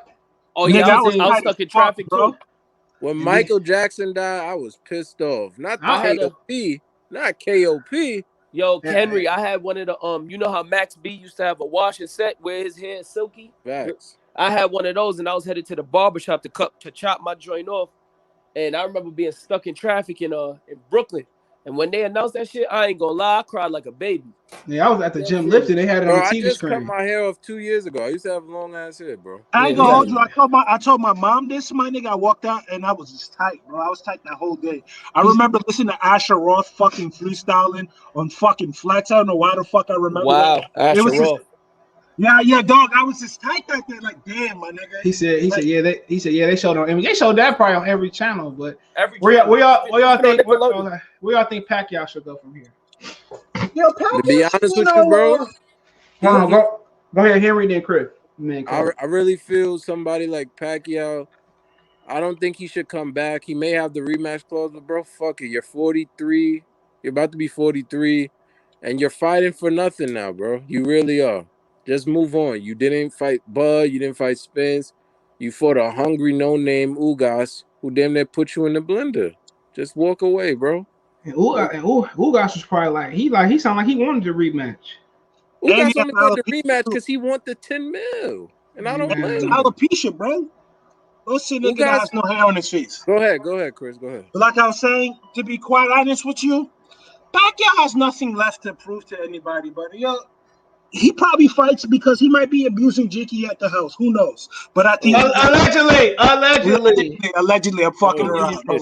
But to be quite honest with you, though, what does Pacquiao have left to prove? Do you think he's gonna fight Terence Crawford? No, he's gonna get slayed.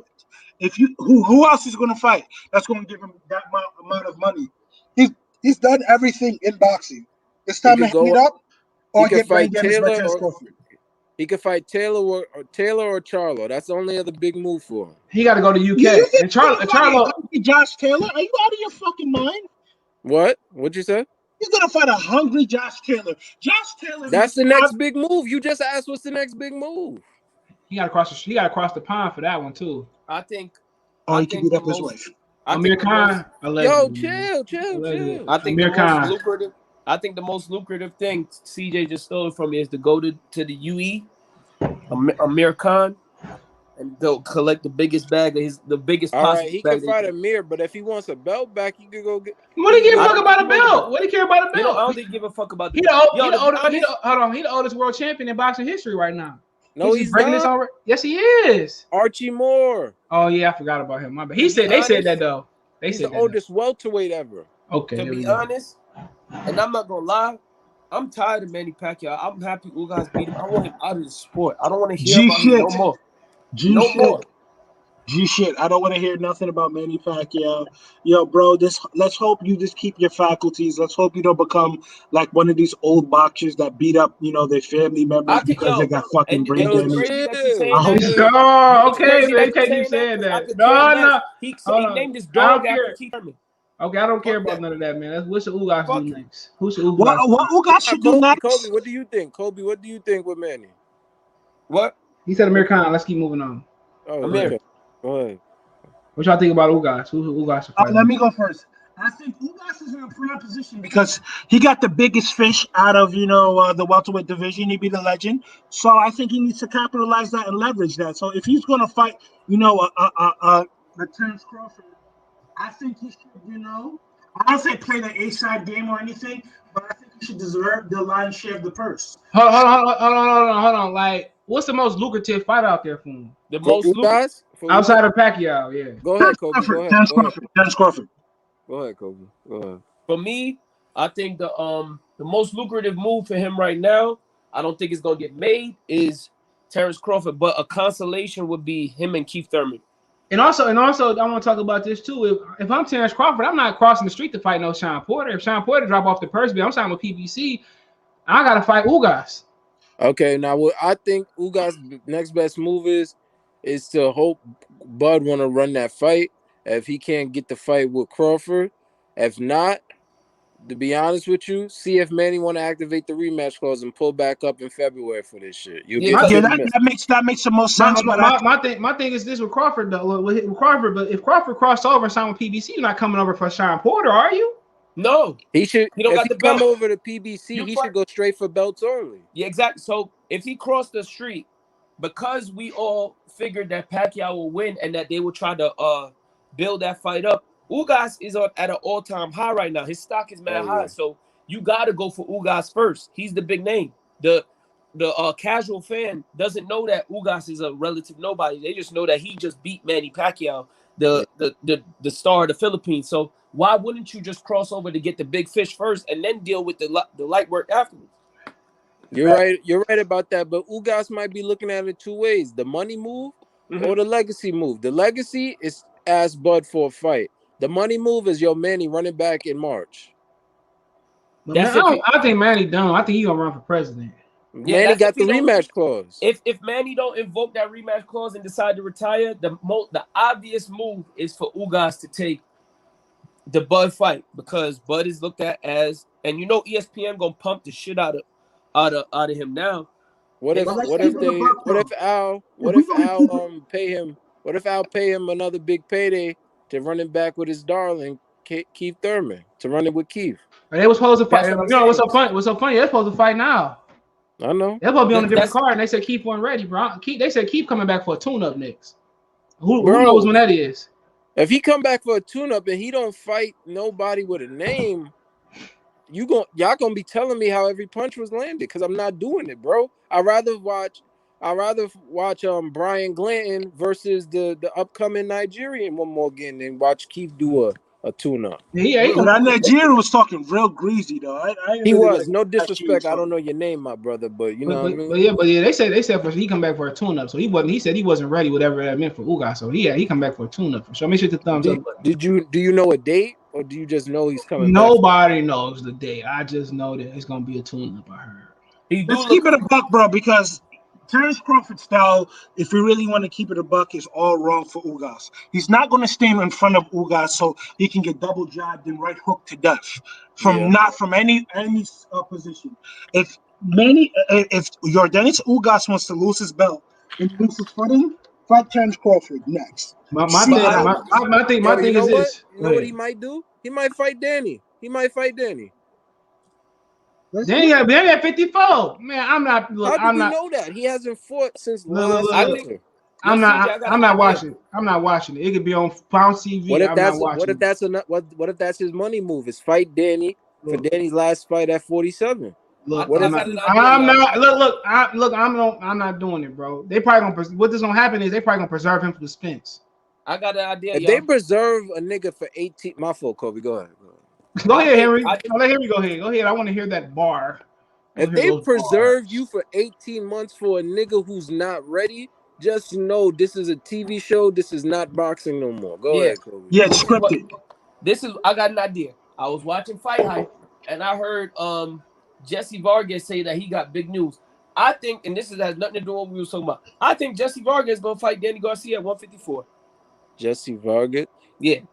The one who lost to Mikey, right? Yeah. That nigga might be fighting Bud while y'all talk about that shit. I ain't gonna hold you. That nigga might be fighting. That nigga might some G shit. That nigga might fight Bud, dog. Who think about it? Danny. I think Danny. No, you know what? I don't know. It ain't. It's probably Tim Tszyu, bro. Tim Tszyu said I think it might be Tim Tszyu. Tim Tszyu said he want to fight before fighting Brian Castanos. So they were talking about Tony here. I think it might be Tim Tszyu, bro. Yo, I gotta ask you this: do you think Jamel is going to take the rematch against Brian Castano? Yeah, they said January, February. I heard that fight. It's lit. After they get their mandatories out the way, right? Yeah, I guess if Tim Tszyu want to fight, Tim Tszyu might take. He might be fighting JC. I can't think of nobody else. If Tim Tszyu, I go hold you. Or it might be Tony Anderson. It's either Tim Tszyu, Tony. If Tim Tszyu don't fight Castano, then they could go undisputed because it'll trump the mandatory. Yeah, so they said he might want, his promoter said they might want to fight before. That's how the Tony Harrison talk came up. So Tony versus Tim Tszyu. Yeah. Remember they was talking about it? I think Tony's a banana skin for Tim. Hold on. Tony Harrison versus Tim Tszyu. They was talking about that. Tim Tszyu What promoter country, though? What country? What country you think they going to, nigga? Australia. Australia. Down under. Oh, damn. Down Tony, under. if they go to Australia, you might have to go train with Mike Tyson for this one, man. They gonna be You might have to go train with Iron Mike, man. They gonna be because you sipping need to come out. as Australian for beer. Yeah, the Animals King. Animals King. Tony might have to train with Jeff Fenech on some real shit. Bro, he might have to really go train with Mike Tyson. He gonna have to learn how to fight in the phone booth, jab him. Bro, he gonna have to learn to hit on the hip, the thigh, when the ref not looking, stomp his feet and knee him. He gonna have to do it all, man. Tony don't gotta do that. Tony is skilled. Tony has to just let's hope Tony's durable. He's gonna have to slow that athletic nigga down. You know what Tony Harrison gotta do, y'all? To get his stamina up, he gotta go into that hyperbolic time chamber that Goku and No, that nigga just need to leave Detroit and go to Houston, Texas right now. Start no air conditioning, nigga. Go to that shit, nigga. Sleep in the heat, fight in the heat, run in the heat. All of that, yeah. All that shit. Eat coochie in the heat.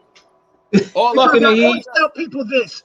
Tony Harrison never really lost to fighters. He lost to himself.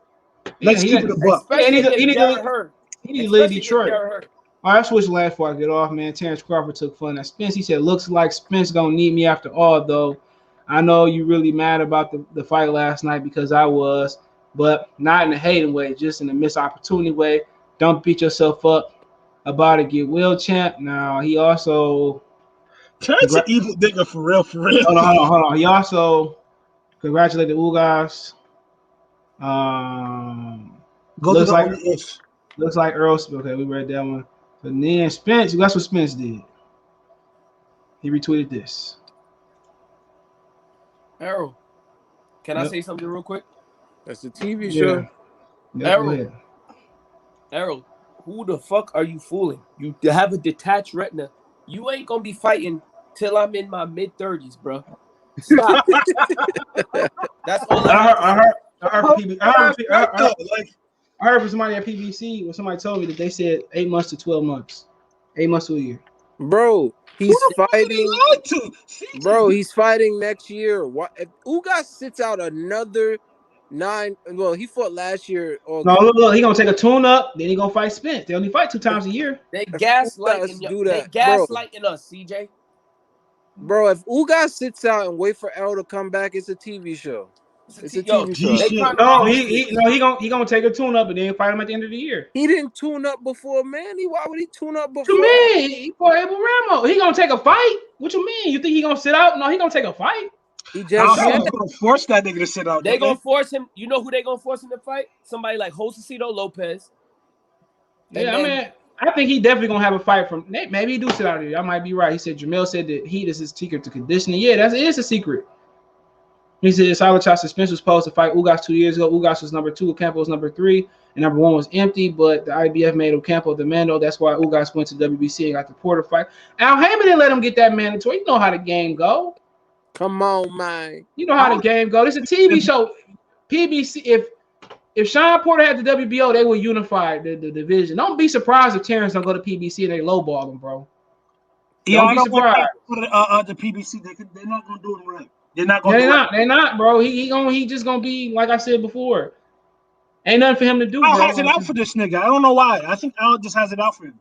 He said, "Look at I hate the back of Forrest Whitaker's neck." What he said? He said, "I hate Whoopi Goldberg's gums because they're black." I hate black pepper. Terrence Crawford, Al like this nigga too dark. Al don't even like Deontay Wilder. If we being real.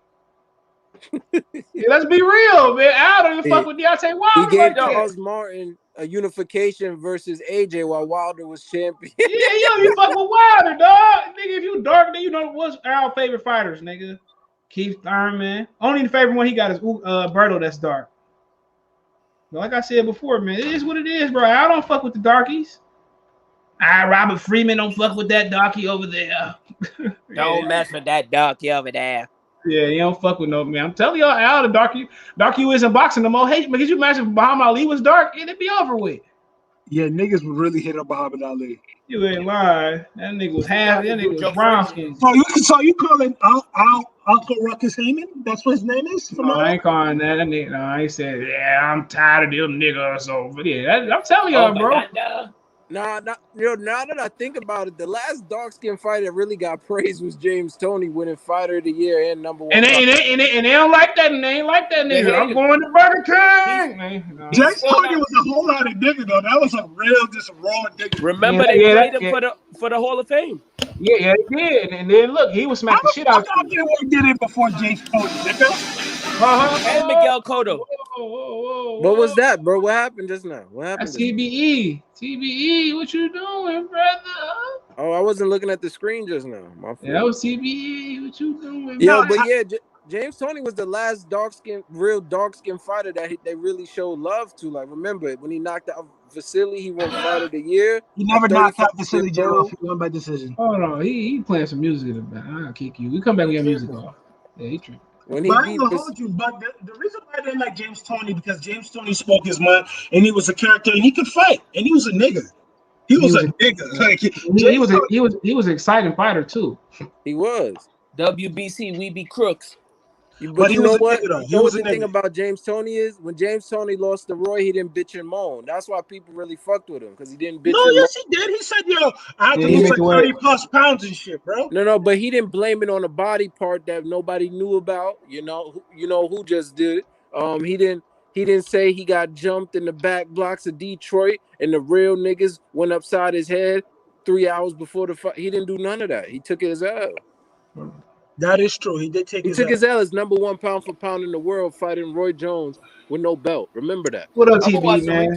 What up? Replay to that. Hey, what's going on, man? What's the word? Roy put him in what was that music nigga he was playing, man? Go ahead. That was the TV. That was the TV I had on. All right, Kobe, hold on. What you think about last night? Well, I predicted it, man. You look at go and check my my channel. You see, I did a video before the fight that said that was going to happen. Exactly what was going to happen. And you had Ugas dominating that way, TBE? Yeah, I had him winning, and I had him winning because of the right hand. Mm-hmm. Because that was what I said in my video before the fight. The right hand was going to be the deciding factor in the fight. And anyone tell you sound like Mike McCallum? Huh? You sound like Mike McCallum. What, you mean the body snatcher? Yeah, you really sound like Mike McCallum, bro. Because we're both from Jamaica. He's Jamaican, that's why. I know, but like he sounds like him. Like, he's fresh out. But there's something that's going. There's a rumor going around. Okay, I want to try and squash that rumor right now before it gets any further. There's this rumor going around that Spence would have knocked out Pacquiao if he was Ugas. Not Pacquiao beating Spence. I'm not buying that. Okay, I don't believe none of that.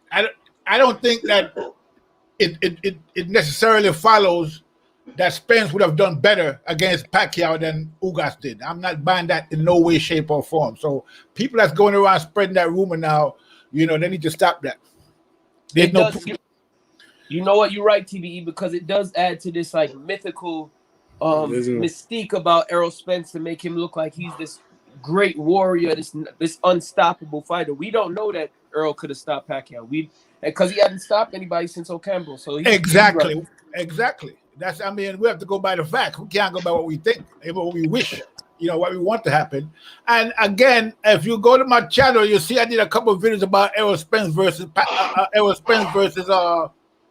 Ugas. And again, there's no guarantee that Errol Spence can beat Ugas. You see, so people are going around, acting as if like before this fight, they was going around acting as if there's no way that Ugas is going to win. Manny Pacquiao got this.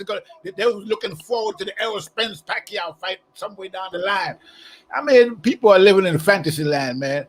There's no guarantee that Spence can beat Ugas. And Ugas might give Spence a lot of problems. That style that he got a certain style, a Cuban style, I think will give.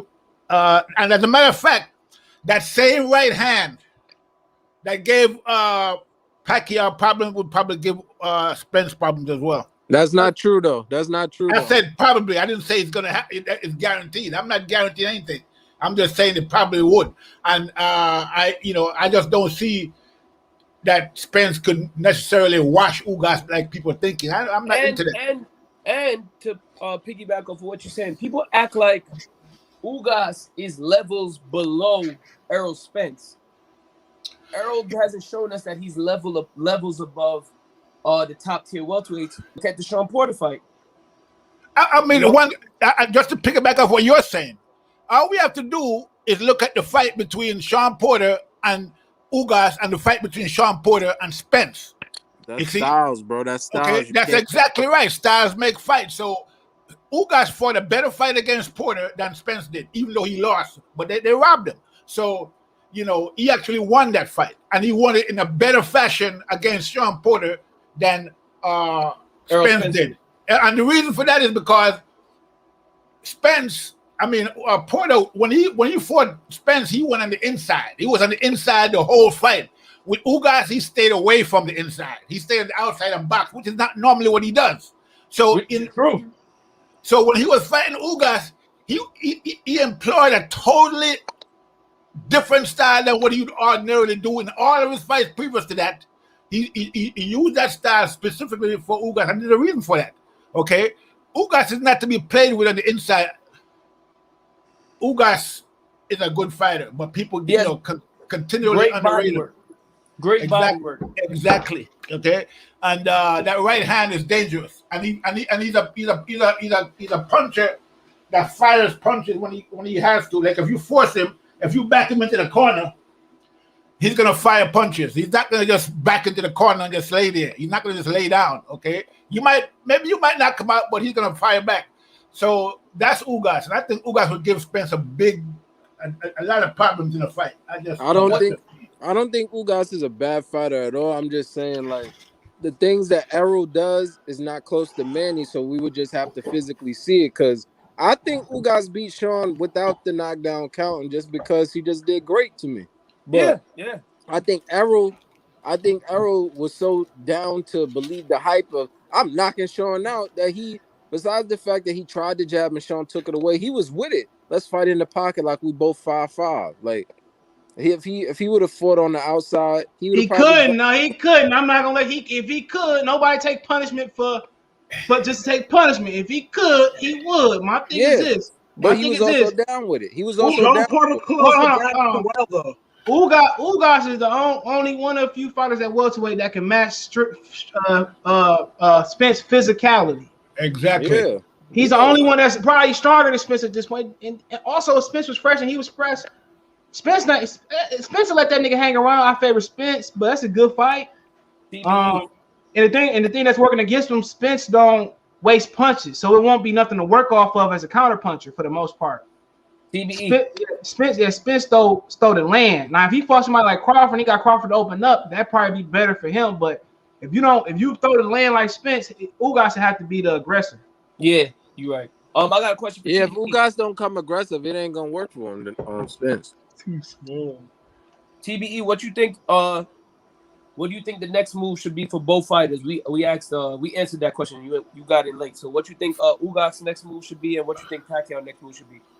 Well, I mean, one thing I don't know what's going on with Ugas, but all I can say is that he's been blessed. I mean, this guy first, they took the fight away from him originally with Pacquiao. He was supposed to fight Pacquiao because he was an interim champion, and Pacquiao got stripped. They gave him the belt. Then Spence was supposed to fight Pacquiao. He swooped in and took that fight away from Ugas. Now Spence is out, and Ugas got the fight back. Now he got the belt handed to him, and he got Pacquiao handed to him on a silver platter. So who knows what's next for Ugas? You know what I'm saying? No. What would you want to see? What you want to see, though? What you want to see? Oh, him? I'm thinking that both guys. Ugas and Pacquiao. Yeah. I don't think Pacquiao is finished. He's still got a lot of fight in him. I think that in this fight, he just came up against a guy that had the right strategy for him and the right tools. So like I said, Ugas is not really, he's no joke. So you can't really say that Pacquiao is finished because he lost to Ugas, and he didn't lose in a knockout. He didn't lose in a devastating fashion. I mean, Ugas beat him in spectacular fashion, but it wasn't devastating. You know what I mean? So you can say that he's still there's guys he can still beat at welterweight. Okay, without a doubt. We don't, we could still see that Errol Spence Pacquiao fight. That's what it looks like. Even though, I wouldn't. If I was managing Pacquiao, I would probably advise against it. But he still got something left. I don't think he's finished. As for Ugas, I mean, he said he wants to unify, so he got two choices. I mean, either fight Spence or either fight Crawford. I mean, that's a tough ask for Ugas to go up against Crawford at this point. He just got his title. He just got his big win against Pacquiao. He should get some time to enjoy it. Relax and, enjoy the fruits of his labor because, it didn't come easy for him. He's been in boxing for a while now and he finally got to the mountaintop. So maybe he might want to take it easy for a while, get a couple of fights in there, with some okay competition and then line up a big fight sometime in the middle of next year or end of next year, against one of either Spence or Crawford. That's how I would map it out if I was him anyway. Can I ask Blicky with the sticky too? The same question? I'm thinking my crumpets in tea. Oh, no. Oh, he's with the sticky. What's good, Dr. Blick? What's good? Yo, what's good, man?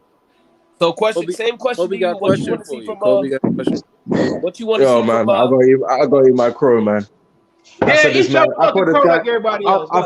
I thought this guy had a hot arm. His arm was 100% okay. Ain't nothing wrong with that fucking arm. So what you want to see from Ugas next? Nah, but what's it? Well, what do I want to see Ugas see? I would like to see him unify. In my opinion, I feel like he technically won the belt because people had that asterisk of him getting elevated. Mm-hmm. So he no more need for that because he beat the guy that originally had the belt. So he did what he needed to do. So I would like to see him fight Crawford. Maybe get Keith Thurman fight. Wouldn't mind seeing him fight Keith. I think that would be a good fight. Obviously, Sean Porter going to be down to rematch him, but I don't want to ever see him fight Sean Porter because the first fight was pretty boring. But yeah, I would like to see him fight Crawford. The ball's in his court, man. Exactly, he's the man now. You know what I'm saying? He's the A side. He's a big fish. I feel like that nigga gonna be talking about I need 100%. You get 0.5. Damn right.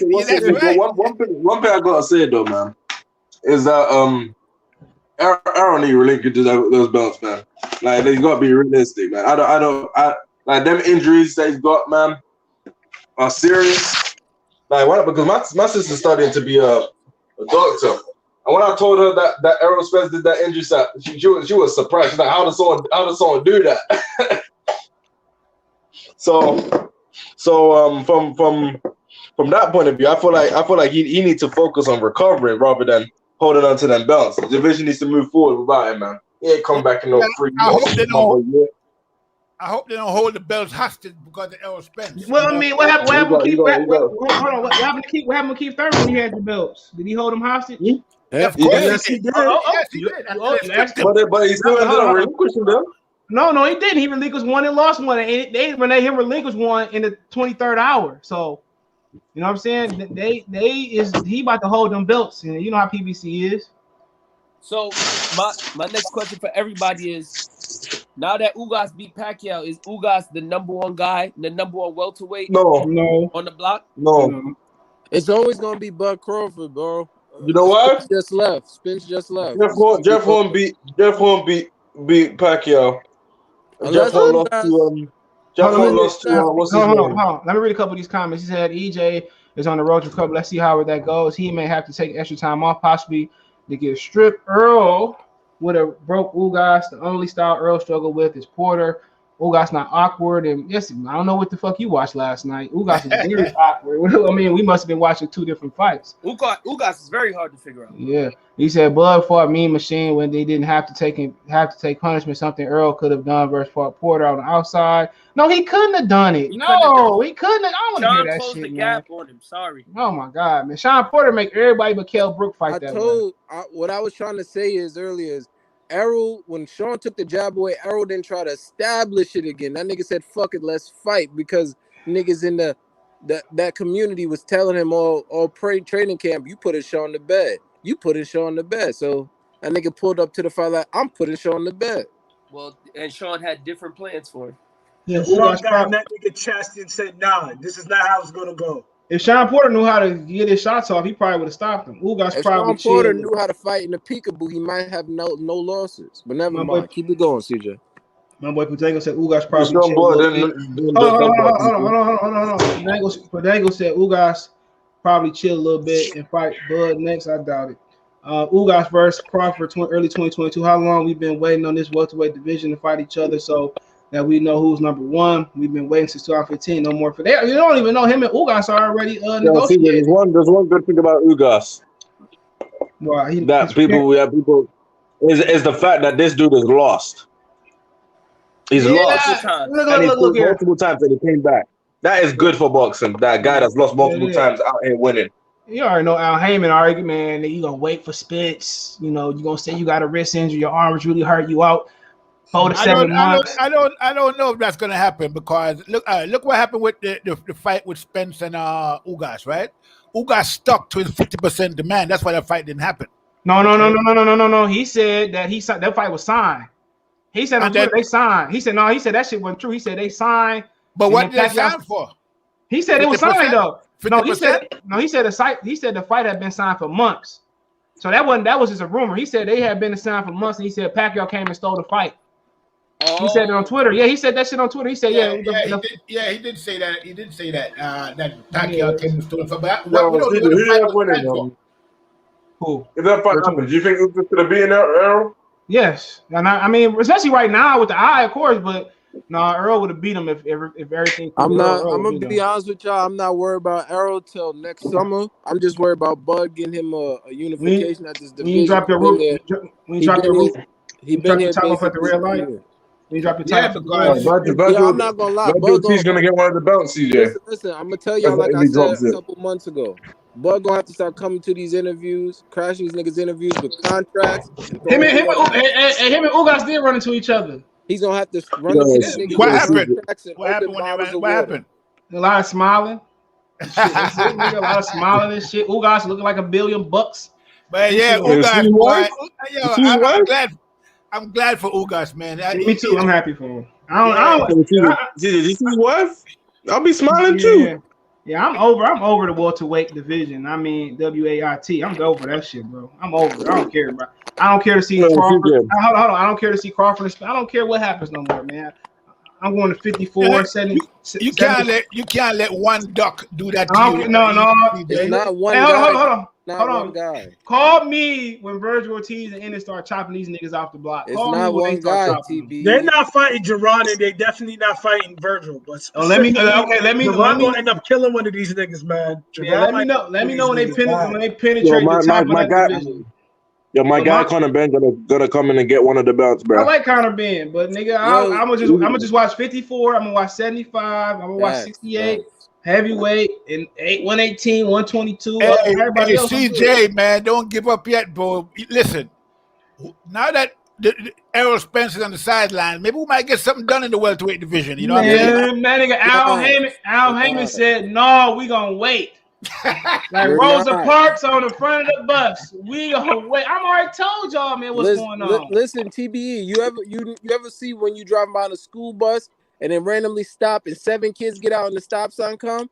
That stop sign said EJ will come back, and everybody's behind him. I'm telling you, man, you waiting till next summer. Yo, let me tell you something. He's gonna go blind if you come back too soon.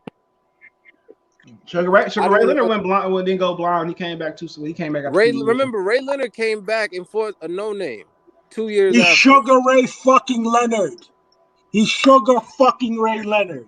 Yeah, he's Sugar Ray Leonard. Yeah, we're talking about a whole different category. Yeah, you're right, bro. A whole caliber of different breed of nigga, B. I understand what he did with Johnny Gill allegedly, but and that man's a beast. Yo, you gotta get off that wild talk tonight, though, man. Nah, bro. No, we're not going there. No, we're doing that. He just I'm just joking. I'm joking, but real talk. Sugar Ray, Errol Spence is not Sugar Ray Leonard.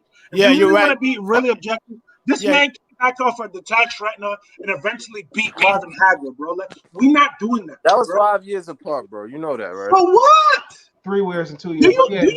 you think Errol Spence can come back and beat fucking Terence Crawford? No.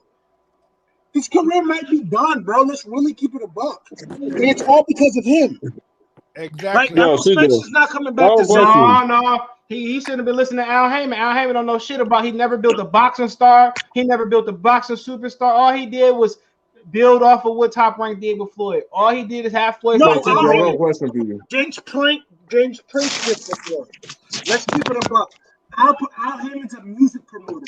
He's selling Finkel. You're breaking up, bro. Go ahead, Dr. Blake. What? No, I was gonna ask you. Do you think him being in the car accident kind of impacted his like durability to like? No.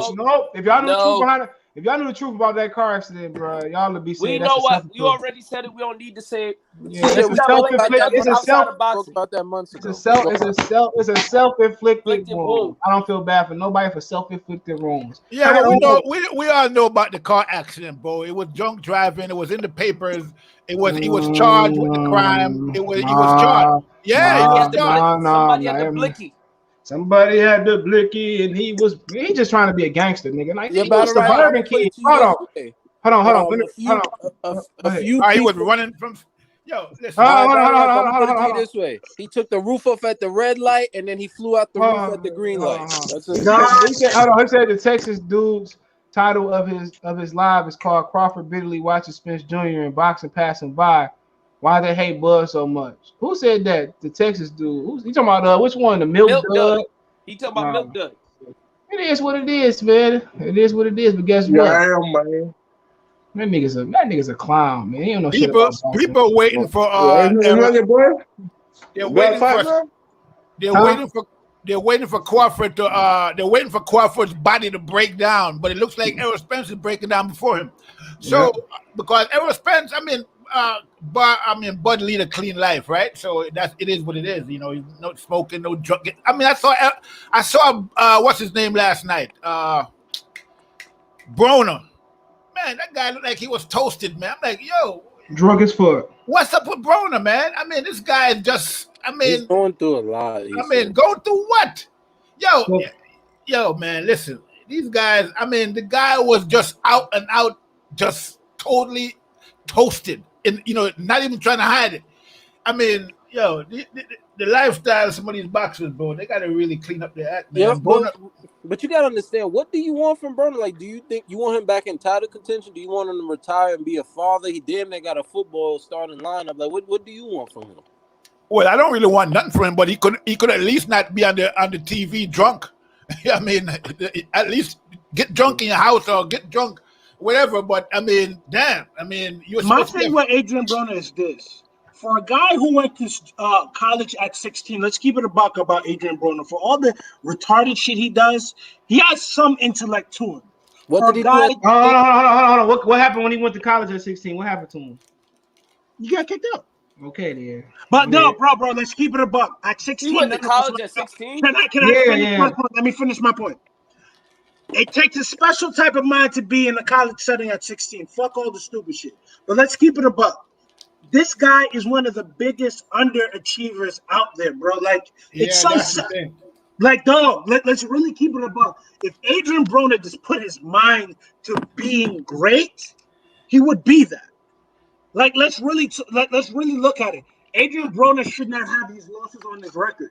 Let's really keep it above. If he really was disciplined to the sport like he was supposed to be, because let's keep it above. When Adrian Broner was coming up the ranks, I see him. He was better than Tank to me when he was first coming up. If we really want to keep it above, bro, that dude was really doing people foul.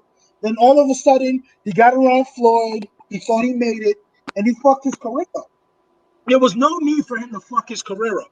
He was right there, bro. Like, I remember watching Adrian Broner 2009 to 2013. That dude was beating niggas up and taking names. Like, yo, he ushered in literally the new era of boxing, if we really want to keep it a buck. I remember watching him. But like, he just, Look. We used to stop before we went to the club and watch AB fight. Exactly. Remember he came out with Kendrick Lamar? Yep. AB, and all my friends used to like watching AB fight. The thing with AB is he let the fame take him. The nigga wanted to be a rapper. You're But right, he said, bro. CJ, That- realistically, Yo, what kind of y'all do realize before he fought Yeah. Maidana, he was on tour with Young Thug and T.I., right? Yep. Yeah, he was their opener. He was their Yeah. opener. Yeah, that nigga yeah, wanted to be. the life got to him, man. The Yeah, life you know, got nobody ever talk about him going to college at 16. Yeah, what he went to Michigan Tech, wasn't it? I think so, but like that Yeah. nigga's a smart nigga. So think about it. Like, let's keep it a buck. When they say AB Promotions, he's the promoter of AB Promotions. It's not like, Lines Only. That's a subsidiary shit. No, Adrian Broner really promotes himself. Yeah, but Like- hold on. Silent Child say so. Realistic, what kind of shape Spence 16? I know he can't move for the first 2 to 4 weeks. He got to lay flat on his stomach. I don't really care no more, bro. I don't care about Spence no more. But he said 2020 Spence probably got one of the best technologies out for him. He'll be fine. Leonard came back a long time ago. No, you can't. No, because you get hit in the face for a living. What y'all talking about, man? Let him believe. Let him I believe. I don't even care no more because if Crawford beat his ass, it's gonna be Excuses. We don't want to see this nigga fight no more. Hold on. Trill talk cold for the title. Who cares, man? Who care about a nigga that went to jail? Nigga trying to rape niggas. I don't care no more about Spence. He got it now. Spence is What gone. do you mean Spence trying to rape niggas? What the fuck? Nigga, no. I ain't say Spence trying to rape. Nobody care about Michael Clark Duncan no more trying to rape. I don't care no more, nigga. He tried to do it. Look, he been a buster as far as boxing wise. When that nigga did that interview, when Spence came on and said I'm ducking Crawford, and they twisted the narrative. I don't care no more, bro. He said it to niggas' face. I'm not fighting Crawford. I'm getting easy belt, and it's a wrap, bro. It is what it is. He did say that. It is what it is. And then niggas texting me like, "What you think?" Like, nigga, don't you got an independent mind? Yeah. Why are you asking me what I think when he told you the answer? Yeah, like nigga, of course I'm gonna say what I want to say, man. Like, You know what it is? People can't read between the lines. The chapter is closed. People can't read at all. Look, they can't listen, but it's over with. That chapter is close to welterweight division. I will continue to cover, but all this happen. I don't want to see Crawford and Spence no more. I want to see Ortiz and Ennis and Conor Ben and Josh Taylor come up and do what they got to do. I don't mind if Crawford say, you know what, I'll fight Charlo, I go fight Castanos and retire. It's ain't no more. It's a wrap for him. Go fight Castanos, get a belt and retire. It's a wrap. Like that. That's Who what I said want to see. Castanos an easy win? He's not. Not an easy but win. It's better. It's better than anything at 47, bro. Yes, it's over with. It's over. They not look. Errol Spence goes up to 154 to fight Brian Castanos. He's not going up there. Look, if he come back, too many killers up there, man. Yeah, he going to 60. And I don't. But look, you look at the whole situation. It's over with, bro. The welterweight division, man. Al Heyman had it in his hand for a long time, bro. It up. He did. And the thing that he really fucked up is though, Al Heyman could have got the biggest. We've talked about the boxers. He could have got the biggest bag of any promoter because he literally had the welterweight division in his hands. He could have made all he had to do is what he did at 54. That's it. Yeah, that's it. Look, it could have been done before Crawford got to the division. Yeah. It could have been gone and moved on, and Crawford could have. He did that. At the end of the day, it's a wrap. I don't want to see that. If they gonna let him fight Ugas, they're not gonna let him fight Sean Porter. And niggas say, well, he gonna I try to come over to you. You lying, you ain't try to come over. It's a wrap, bro. PBC is a mom and pop's black business. TV show, bro. Yes, it is. It's a TV show. That's what it is. Television program. As much as I don't like Bob Arum's quality of boxing promotion is a lot better than PBC. Bro, he has boys fighting, bro. Listen, that's the end of the day. Like I haven't seen fighting. seen a boxing match in the past 4 or 5 months better than Taylor. Better than Taylor. Ramirez. Hold on. That bitch was lit because me and Tom was in the casino. Nigga, I had that whole casino lit. DJ, you know what was another good fight? And then hold on. And then the nigga got mad because I got on his video. Them niggas was rooting for Jose Ramirez. Hold on. Look. I was the only nigga in the casino lobby rooting for Josh Taylor. All right, but another thing, CJ, another good fight Top Rank had. They had a prospect great fight. The eBay and Anderson fight was a better fight than a lot of fights. Hold on. Valdez and Burchett was that's what I was about to say. Valdez and Burchett, 130. Like who else we got? Valdez almost killed Bertrand. Fuck that. Valdez. Hold on. Who else we got? The parent. Look. Anytime better be a fight. Who else? The 140 fight last winter that the niggas knocked. Oh, you talking about Barashnik and Zepeda? Yeah. You know, they said Yo. Rostic fighting Vontae. Yo, I ain't gonna hold you, Bernardo Osuna type racist. I ain't gonna lie to you, bro. Like the shit he was saying during that Who? Bernardo Osuna. The shit he was saying to Tim Bradley, I didn't like that shit he was saying. Man, Joel Casamarier called him a nigga to his face. Go look that shit up at the press conference. He called Timothy Bradley. He said, "You nigga." But remember, Timothy Bradley stopped Joel Casamarier and retired him. Yeah, he did. He was already old anyway. Casamarier, another underrated Cuban fighter. But yo, Casamarier used to fuck niggas up, bro. Like he used to beat the shit out of niggas. And they said he couldn't get a fight with him. He said, "I wanted to fight Casamarier. They wouldn't let me fight him."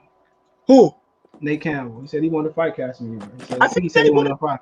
It's Casamarier, but I don't know what. Like you know, like certain Nate people Campbell, avoided. Basketball player? Who? You said Nate Campbell? Yeah, boxer. Oh. He said. I think he said. No quote me. I think he said they won't let him fight him. He said that. He said he won't let him fight him.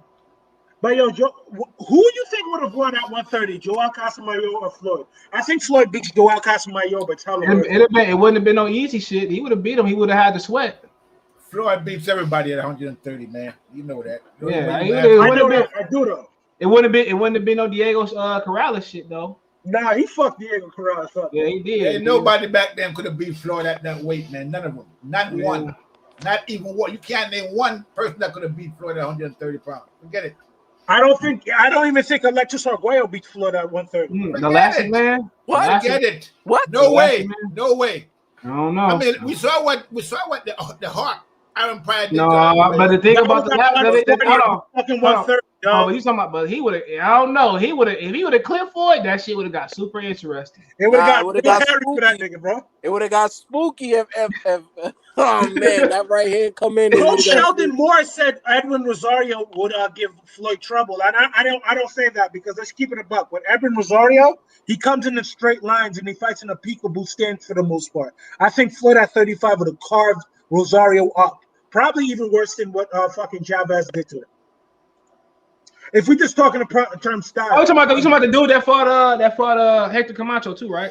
Yeah, but yeah, look, he changed Hector Camacho, man. He changed that nigga. With one punch, bro. With one punch, one left hook, Camacho did not want to run down on nobody. That nigga didn't want to get hit no more. But this is the same nigga this is the same nigga who took a key to the Mexican border, nigga. Yep. Come on. That's crazy as hell, ain't it? One Puerto Rican left hook, but he wanted to take bricks to the border. That's crazy as hell. He said, man, I know his friends and family was tired of that nigga, man. But yo, I ain't gonna hold you. One of the worst beatings I've ever seen in a boxing ring was Julio Cesar Chavez versus Edwin Rosario. Yo, dog, he beat the dog shit out of him. I was like, God damn. He beat the shit out of Hector Camacho too. Camacho just kept running. No, he did the Edwin Rosario with some. No, because Camacho started moving. Camacho wasn't gonna just let him beat on that nigga and just sit there. Camacho got to move on that nigga. Oscar De La Hoya beat up on Hector Camacho even worse than fucking Julio Cesar Chavez. Nah, the worst beating is Larry Holmes versus Muhammad Ali. Yeah, that nigga was crying. They hated that nigga from that point on. Like he was like, "What I'm supposed to do?" That's why he got hated. What he was supposed to do? That's the dick riding I'm talking about. If Muhammad Ali would have retired, he would have got that ass whipped. Larry Holmes did not deserve what black people did to Larry Holmes was real corny. Because let's keep it a buck. Muhammad Ali chose to get back in the ring. Everyone knew that it was not healthy for Muhammad Ali to do that, but Muhammad Ali did that. What happened? Hold on, TB. The coldest shit is when Larry Holmes drop kicked that nigga Trevor Burbick off the car. That shit would have been a social media. That was a gangster. Hey, look, go look up Larry Holmes drop kick Trevor Burbick. Y'all remember watching that? No, Larry's a crazy old man, bro. Yeah, what Dr. Blick? No, this is kind of off topic. Yeah, you see the new Spider-Man trailer get leaked? No, I'm gonna find it. I ain't seen it. I like all the Spider-Man movies. There ain't been too many bad Spider-Man. Have you ever seen the '90s cartoon Dr. Blick of Spider-Man? Yeah, actually used to watch that a lot. My mom used to record it from the tapes. But motherfuckers don't remember. They talking about Mary Jane jumped off. That wasn't even a real Mary Jane at the end of that cartoon. They cloned her. I remember that one. No, that was the last episode. I remember that one. You know that became a meme on Twitter. That became a meme on Twitter. People started saying women are crazy. That's why I said that was the last. I don't know why they stopped that show. That shit was fire. But my shit was done. Because I remember I used to watch that on Fox Kids. Nigga, you don't know nothing about that.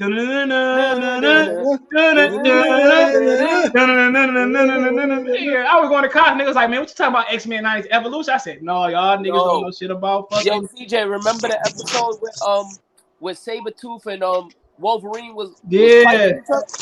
And my mom watched that show. My mom and her husband watched that show religiously, like kids in the morning. That shit was like. That was like when kids made a dog shit because Wolverine and Scott was fighting over Gene ass. Yo, read the comment. Shane Mosley would have beat Floyd at 135. No, he wouldn't. No, he wouldn't. He avoided Floyd. He moved up and get that bag versus Oscar. Because Floyd was at 135. Yeah, they both was at 35. He jumped up 2 weight classes and fought Oscar. Just to get away from Floyd. No, Oscar, man, come on, man. Oscar called him out, CJ. So okay, you're gonna fight Floyd for peanuts and move up and fight Oscar for the bag. Come on, man. Let's be real. And he beat Oscar twice. He did. Yeah, he did. Hell yeah. And come on, you talking about the nigga that fought Burning Forest, even though he whooped him in the amateurs and Floyd Mayweather forgot his gym bag at the gym. Roger used to, I remember when Nate said, Roger did not want Burning Forest nowhere near Floyd. Yeah, nigga, man, come on, man. Burner would have beat the shit out of Floyd, in my opinion. Shane don't have a track record for Doug. He gave Winky opportunity for Burning Forest. If it wasn't for him fighting Burning Forest, y'all wouldn't even know who Al Heyman was. Because Al Heyman was his advisor. You're right. I gotta ask you this, CJ in the chat and everybody. Who would have won, Burning Forest or Floyd Mayweather at 47? Burning Forest. I thought Burning too. Burning. The wildest shit was Casimir whooped his ass. That was the man. Ain't nobody see that ass was becoming. I want to be a Casimir beat Vernon Forrest. Not Casimir, Mayorga. My bad. Oh yeah. It's just styles make fights. This they fought twice, didn't they? Yeah, Mayorga was the fucking Madonna Mayorga of his time. Mayorga gave him Eliantes. That shit was wild, nigga. That put him on the map. I think he came off the boat whooping niggas' ass. Wherever he came from, Smoking I know Felix Trinidad beat the dog shit out of Mayorga though. Like Felix Trinidad got one of my favorite left hooks, bro. Yo, that's just like butter, bro. Man, like he hit your old boy Fernando Vargas. Yo, when he split that nigga jab, he came out with that left hook like pow! Oh yeah, Lion Killer got his got be talking to his brother Roger. He come on the show sometimes. Oh yeah, Roger was fun. Tito was a beast in his day. Man, and people forget he went all the way to cruiserweight. I think his last fight was against Roy Jones, wasn't it? Super middle. Yep, super middle. My bad. Yeah. Yeah, but his right hand, his 1-2 though, like his 1-2 outside of the left hook, we all know Tito is known for the left hook, but he used to clip niggas with that 1-2 back too. He beat Shane back to back. Then he lost to Mayorga back to back. That's pretty much it. He did beat Ike Corte, Carlos Baltimore. Yeah, he had a good career. Who? Vernon Forrest. Yeah, he lost to Moore, then advanced Moore, Sergio Moore. Then it was over with. He was retired. Who would win? Who would win?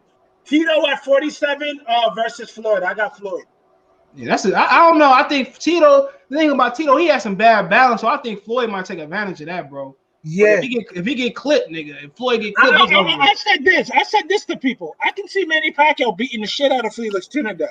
Yeah, because he was a motherfucker that came out cold. If you kick Tito, he go down early, but he get up off that canvas. He like, oh shit, nigga. But I'm telling you, but if Tito catches you first though, it's game over. Like what he did to fucking Vargas was not uncharacteristic. But I tell you this, Floyd gonna have his legs. Have to use the legs for that fight.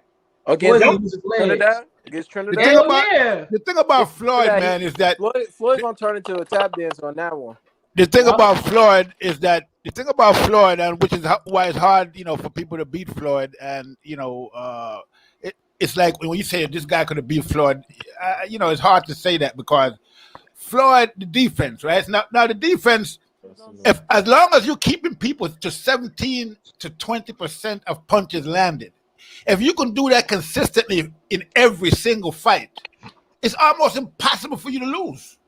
I mean, how Say that again. Say that again. Say that again. That's a certain type of motherfucker though. As long as you can keep your opponent at a 17 to 20% landing percentage, which is what Floyd has been doing his whole career, it's almost impossible for you to lose.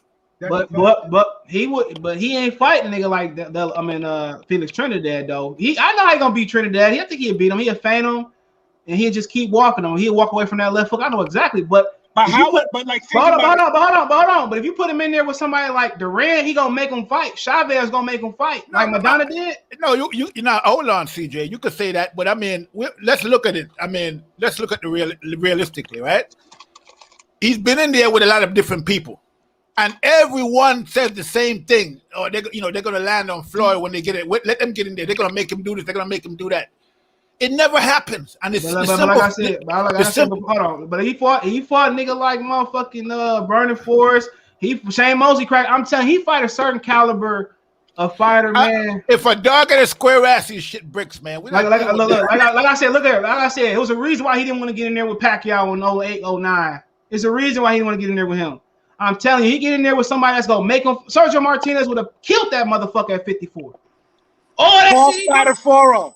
Oh, that Martinez got beat by Martinez got beat by. Hold on. That was the old Martinez, nigga. Somebody's shit ringing off. Who's that? That's me. Who's that? A lot of feedback. See? That's CJ.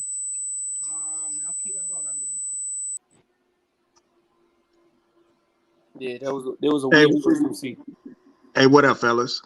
What's going on? Hey, who y'all talk about? Like I said, he killed that nigga, man. I'm telling y'all. Would have killed who? That's what killed Floyd Mayweather, man. At 54. Who would have killed Floyd? Sergio Martinez. And then you said Cotto. That nigga combated, man. He was done by the time he fought Cotto. And it's a crime that they letting this motherfucker fight right now. It's a crime. They let Martinez fight right now. Look at this 160-pound rankings. He ranked? Man, this is my thing, man. I think because Floyd Mayweather have an undefeated record, right? A lot of people try to downplay all of the opponents that he fought. And then on top of that, when Manny Pacquiao fight those same opponents after Floyd, they praise him. So I understand Floyd is an asshole outside the ring, but you can't. Hold on. Almost every time he fought a nigga, something bad happened. He fought Chop, he almost got knocked out. He fought Shane. Hold on. He fought Shane, almost got. Who else he fought? Almost, and who won the fight? That's what I'm saying. Yeah, you talking about almost. But he didn't. Hold on. He didn't. All right. Why he didn't fight Burning Forest? Why he didn't fight Winky Wright? Come on. Why he didn't? Who else he didn't fight? Okay, Hold on. I'm gonna let you go. Forget that. It was bigger than him. Why did he retire? Hold on, I'm fucking up. Why he retired when Paul Williams, Joshua Clottey in that division? Why he retired for that one? Big motherfuckers, bro. I mean, here's the thing, man. Here's the thing, man. I could say that about a bunch of fighters. Why didn't Shane Mosley fight Trinidad? Why didn't Shane Mosley fight? You know, I can name off a bunch of fighters. I could say, hey, why did De La Hoya didn't fight? I could do the exact same thing. I could say why didn't Manny Pacquiao fight Jose Luis Castillo? Why didn't he fight Diego Salvador? But you could do that. But Shane fought nigga. Ain't no buts, man. Shane fought nigga. Hold on. Shane fought black fighters though. Did he not? So did Floyd. Floyd didn't fight any black fighters. Shaba mentioned Chop Corley, Zab Judah. Who else? Name him. Shane Mosley. Andre Berto. He didn't fight Clottey. He didn't fight Paul Williams. He retired. Hold on. Let me tell you this. Hold on. You say he didn't fight black fighters, but then elite ones. You name black fighters that he fought. Come on, none of them niggas. Hold on. Shaba Mitchell got a great story out of DC. I'll give you that. But you talk about Chop Curly, I ain't gonna say that. He gonna beat my ass. But he wore Victoria's Secrets. I'll leave it at that. Come on, Shane Mosley was past his prime. Let's be real. Oh, okay. So was Shane Mosley past his prime when he fought Manny Pacquiao a year later? Yes, of course. That's what I'm not saying. Hold on. What type of nigga is scared of Margarito looking over his shoulder? You want me to show the video? Come on, man. He would have. Come on, man. He would have boxed certain. No, he would have boxed certain. Let me tell you this, man. CJ, wait. You just said Shane went to go get the bag to fight instead of fighting Floyd. Well, Floyd went to go get the bag instead of fighting Margarito. Man, And hold not to on. mention, What type of nigga do the shit that he did though? hey, CJ, check this out. My God, Floyd bro. Mayweather, we can't say it wasn't like Floyd Mayweather wasn't trying to fight Shane Mosley before he fought him. He was trying to fight Shane Mosley, like old boy said, when he was at 135. He been calling these dudes out. He tried to fight Oscar De La Hoya years ago. They both didn't pay any attention to Floyd Mayweather and decided to move up. I mean, these are facts. Oh no, the fuck he didn't. Why he didn't fight Clottey? Why he didn't fight Cotto at 47? He retired. Why he didn't fight Cotto at 54? Hold on. Am I lying? Hold on. Get out. That was Cotto that had lost. Oh, come on, man. People downplay a lot of stuff, man. Hold on, but he lost. So what? He supposed to fight everybody that's undefeated? Man, come on, man. He don't fight nobody, bro. Lost before he became a star. Stop bringing up Pacquiao. I don't care, but look at this. What type of nigga? Hold on. What type of nigga do this, bro? What type of real nigga do this, bro? What type of nigga do this? Let's be real. What type of hold on. What type of real nigga do this, bro? Yeah, let me watch this. What is he doing? Yeah, what is he doing? Look at it. Okay, keep watching. Look at this whole ass nigga. Who are you looking for, Kobe? Oh my, this nigga's a bitch ass nigga. I don't even care. He looking. I agree that Floyd's a bitch ass nigga. Come on, man. He doesn't like nigga. Come on, you don't like Floyd, so you trying to find everything. It don't even that I don't like him. I don't even like him. Pacquiao got a better resume. Am I lying? But no, I don't think so. Okay, really? He fought Aaron Morales. Did he not?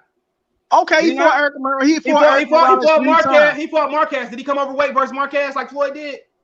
Did he come up and overweight? Did he come overweight like Floyd did? Okay. No question. Hey, Floyd Mayweather fought Castillo. Did he fight Joshua Clyde? Even though fighters too. Floyd Mayweather fought Castillo. We're gonna downplay that. But what? He lost. He lost. Let's be real. Did he not? He had a rematch with him. Okay, let's just say he lost the first. If he lost the first fight, they fought again, and Floyd Mayweather beat him. So what? He lost though. You don't like Floyd. It ain't even that. All right, explain this. It was a close fight with Castillo, man. Hold on. You could have judged it either way. Hold on. No. Listen here. No, I ain't trying to hear that shit. Check this out. Why didn't he have drug tested for Gotti, Zab Judah? And when Pacquiao came along, he's talking about Olympic style drug testing. What's wrong with that? So you want? So CJ, wait. So CJ, so why is it that after Floyd made those accusations, Pacquiao wasn't knocking nobody out no more? Yeah, for real. I don't give a fuck. Did Margarito make a test? Basically, you want a steroid? Oh my God! So to go fight. Roy Jones, Floyd Mayweather. That's what it is. So get out of here. He's a coward. James Toney was fighting niggas when they said they was on their stick. Hold on, let me do this. Oh man. Come on, man. Y'all niggas, y'all wow, bro. This niggas. No, I'm just saying, like you want allegedly a roided up Pacquiao fighting Floyd and have no problems with it. I think that's what. Come on. My whole thing is I understand what he's saying, but this nigga retired. CJ, you gotta be fair because you said y'all comparing him to Pacquiao. I know Pacquiao a whole ass nigga. Yeah, that's right. No. Pacquiao, I don't give Pacquiao no type of credit because can I ask you a question? Can I ask you a question? What fight on Floyd resume is better than Winky White Burning Forest? A prime Oscar De La Hoya twice. Did Oscar De La Hoya fight Winky White? Canelo Alvarez versus Mayweather. Oh, get the fuck out of here, man. Oh, wow. Hey, hold on. Did Oscar De La Hoya fight Winky White? Nope. Did he fight? He robbed Felix Storm. He did. He robbed Ike Corte. He robbed Pernell Whitaker. Them 3 wins probably better than almost 90% of Floyd resume. But those robberies, cool. Floyd robbed Floyd. Some people think Floyd robbed. Hold on. Some people thought he robbed motherfucking Marcus Madonna in the first fight. No, he didn't. No. Okay, I'm just saying. So why do you take the rematch in one clause? CJ, okay, let me show y'all something, man. Clearly beaten. Like, okay, where is this fucking Mike McCullum on his resume, bro? Like James Toney. Hey, CJ, I'm waiting. Oh, no, I ain't trying to hear that. Where's his motherfucking who else you got? Who was there? Wait. He don't like Floyd. Who was there? He trying to downplay Floyd. He trying to downplay Floyd. Oh my God, it's that's there, bro, that he ducked. Mike McCullum. Come on, man. What are you talking Look, about? what caliber of fighter that's better than Mike McCullum that he fought? There's none of them better than Mike McCullum. Okay, Sugar Ray Leonard, before he was 25, he fought Rafael Benitez, youngest champion in boxing history. He'll never be broke. He fought Thomas Hearns, who they say injured his eye. He fought Roberto Duran, lost and came back. Sugar Ray Leonard, before the eye injury, what wins on Floyd resume is better than that? See, here's the thing, man. It's a yes or no question. This is what CJ's doing. It's a yes. No. This is what CJ's doing. I want to hear that. I'm saying a yes or no question. I gotta go. It's yes or no. You can say yes or no to those questions. Y'all say he the best. He couldn't beat. I didn't say he was the best. Hold on. I didn't say he was the best. But you're talking about he all-time great. He's not. As far as at the welterweight, he's not. No, he's an all-time great fighter. It don't have to be at welterweight. He don't. What would you rank him? Where would you rank him? Top 5 fighter? I'm not talking to you. I'm talking to him. Top 5. Top 10. I have to sit down. Nigga, give me a guesstimation. Give me a guesstimation. Name me another fighter that retired. To me, he's definitely. To me, he's top 10. He's top 10. Hell no, man. I'm out of here. I appreciate y'all for coming in. Appreciate the super chat. You don't know, man. That's what it is, man. I appreciate y'all for coming in. Don't like him. If you, no, it's not that I don't like him. I bought plenty of shit. But you talk about Sugar Ray Robinson. You talking about Muhammad Ali. I said top 10. I ain't said he was the number 1 guy. I'm rating him up. Hold on. Sugar Ray Robinson, right? Muhammad Ali. Sugar Ray Leonard. Roberto Duran. Marvin Hagler. Sugar Ray Leonard. People say Sugar Ray Leonard was picking his fights back then. Come on, man. But can you name Sugar Ray Leonard was struggling against like nobody. He ducked Aaron Pryor. Hold on. Floyd ducked these niggas. Aaron Pryor. Who better on Floyd resume than Thomas Hearns? Nobody. Okay then. Who better than Roberto Duran? Nobody. Who better than Marvin Hagler? I'm not saying he better than I'm not talking to you. I'm not talking to you. He's only top 10. But a fighter can only fight the fights in his era, man. My God. This is what CJ don't.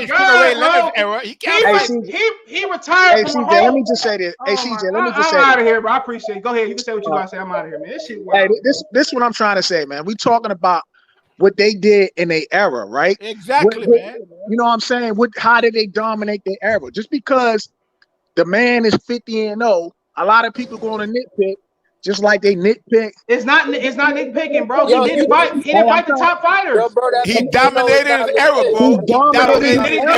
Did he fight? He talking about the O's. It was Miguel Cotto undefeated when he beat him. He dominated. Hold on. Come on, man. What does that got to do anything? I mean, fuck them O's, bro. No. Hold on. I'm about to get you out here. Was Marvin y'all not letting me talk. It's my show. I said if Floyd put emphasis on the O. Did he not? He did. Was Miguel Cotto undefeated? That's exactly what I said. I didn't say, the O fighters, you got to have an O. Floyd Mayweather ducked the whole fucking division from Cotty to Paul Williams. It's a fact. And CJ, my guy right here said was Marvin Hagler undefeated. No, you didn't hear what I said. I said since Floyd put the emphasis on the O. Okay. Was Miguel Cotto undefeated? That's exactly what the fuck I just said, bro. Oh, so you say he never took nobody's O? Besides, he took some people O's. He took Diego Corrales O. That's fact, but he ducked the whole division. And don't forget, Aristotle Lara was mandatory. Did he fight him? No. They said if Austin Trump beat Canelo, did he fight him? That nigga didn't fight no elite niggas. It would have beat Lara, man. It would have beat Lara. Straight up hating. Oh, CJ, it's not hating. No, it's not hating. When you talk about on Floyd. You talking about it's not hating, but you don't know the history of boxing, bro. No, I'm not saying. No. When you talk about he top 10. And you talking about he don't have wins like a top 10 fighter. He don't. Hey, so everybody else on the panel, y'all do understand when I say dominate in the era. It don't matter. He didn't dominate. Exactly what you said. Look. Hold on. If Shaq dominates the middle school, would you deduct him for that? That's how they listen. Hold on. Listen. You saying Floyd dominated an era when he didn't fight a lot of people who was his mandatory waiting for him. He didn't dominate the era. You're talking like a YouTube revisionist. That's how you sound. Oh my God, man, please. I gotta go. Hey, look. I appreciate everybody coming on this. We're gonna start this back up tomorrow. I gotta go. Appreciate y'all. All right. All right, man. That was a good ass conversation.